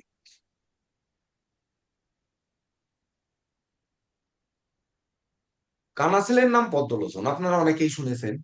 গবরে পদ্মফুল অপেক্ষা ভালো মাটির কাঠমল্লিকা অধিকতর শ্রেয়। পদ্মফুল গবরে ফুটেছে, তার থেকে মাটি যদি ভালো হয় তাহলে কাঠমল্লিকা অধিকতর শ্রেয়। তাহলে মাটি মানে কি? বংশ। আপনার বংশ ভালো হোক, কাঠমল্লিকা হন, সেটাই শ্রেয়। কিন্তু গোবরের মধ্যে পদ্মফুল গবরের গন্ধ বের হতে পারে। শুধু ডিগ্রি অর্জন করা মানেই জ্ঞান অর্জন নয়, বুঝলেন? ওই পঞ্জিকার নিচে যে কিছু কিছু বাণী আছে, ওর ভিতর আমার তৈরি করা বাণী আছে, উনি ঋষিদের বাণীও আছে। কিন্তু আমার তৈরি করা যেগুলো আছে, ওই ওই যে শুধু ডিগ্রি অর্জন করা মানে জ্ঞান অর্জন নয়, এটা আমার বউকে উদ্দেশ্য করে লিখেছিলাম। আমার বউ আমার থেকে 1 ক্লাস বেশি শিক্ষিত, এই জন্য তাকে উদ্দেশ্য করে লিখেছিলাম ওই বাণীটি।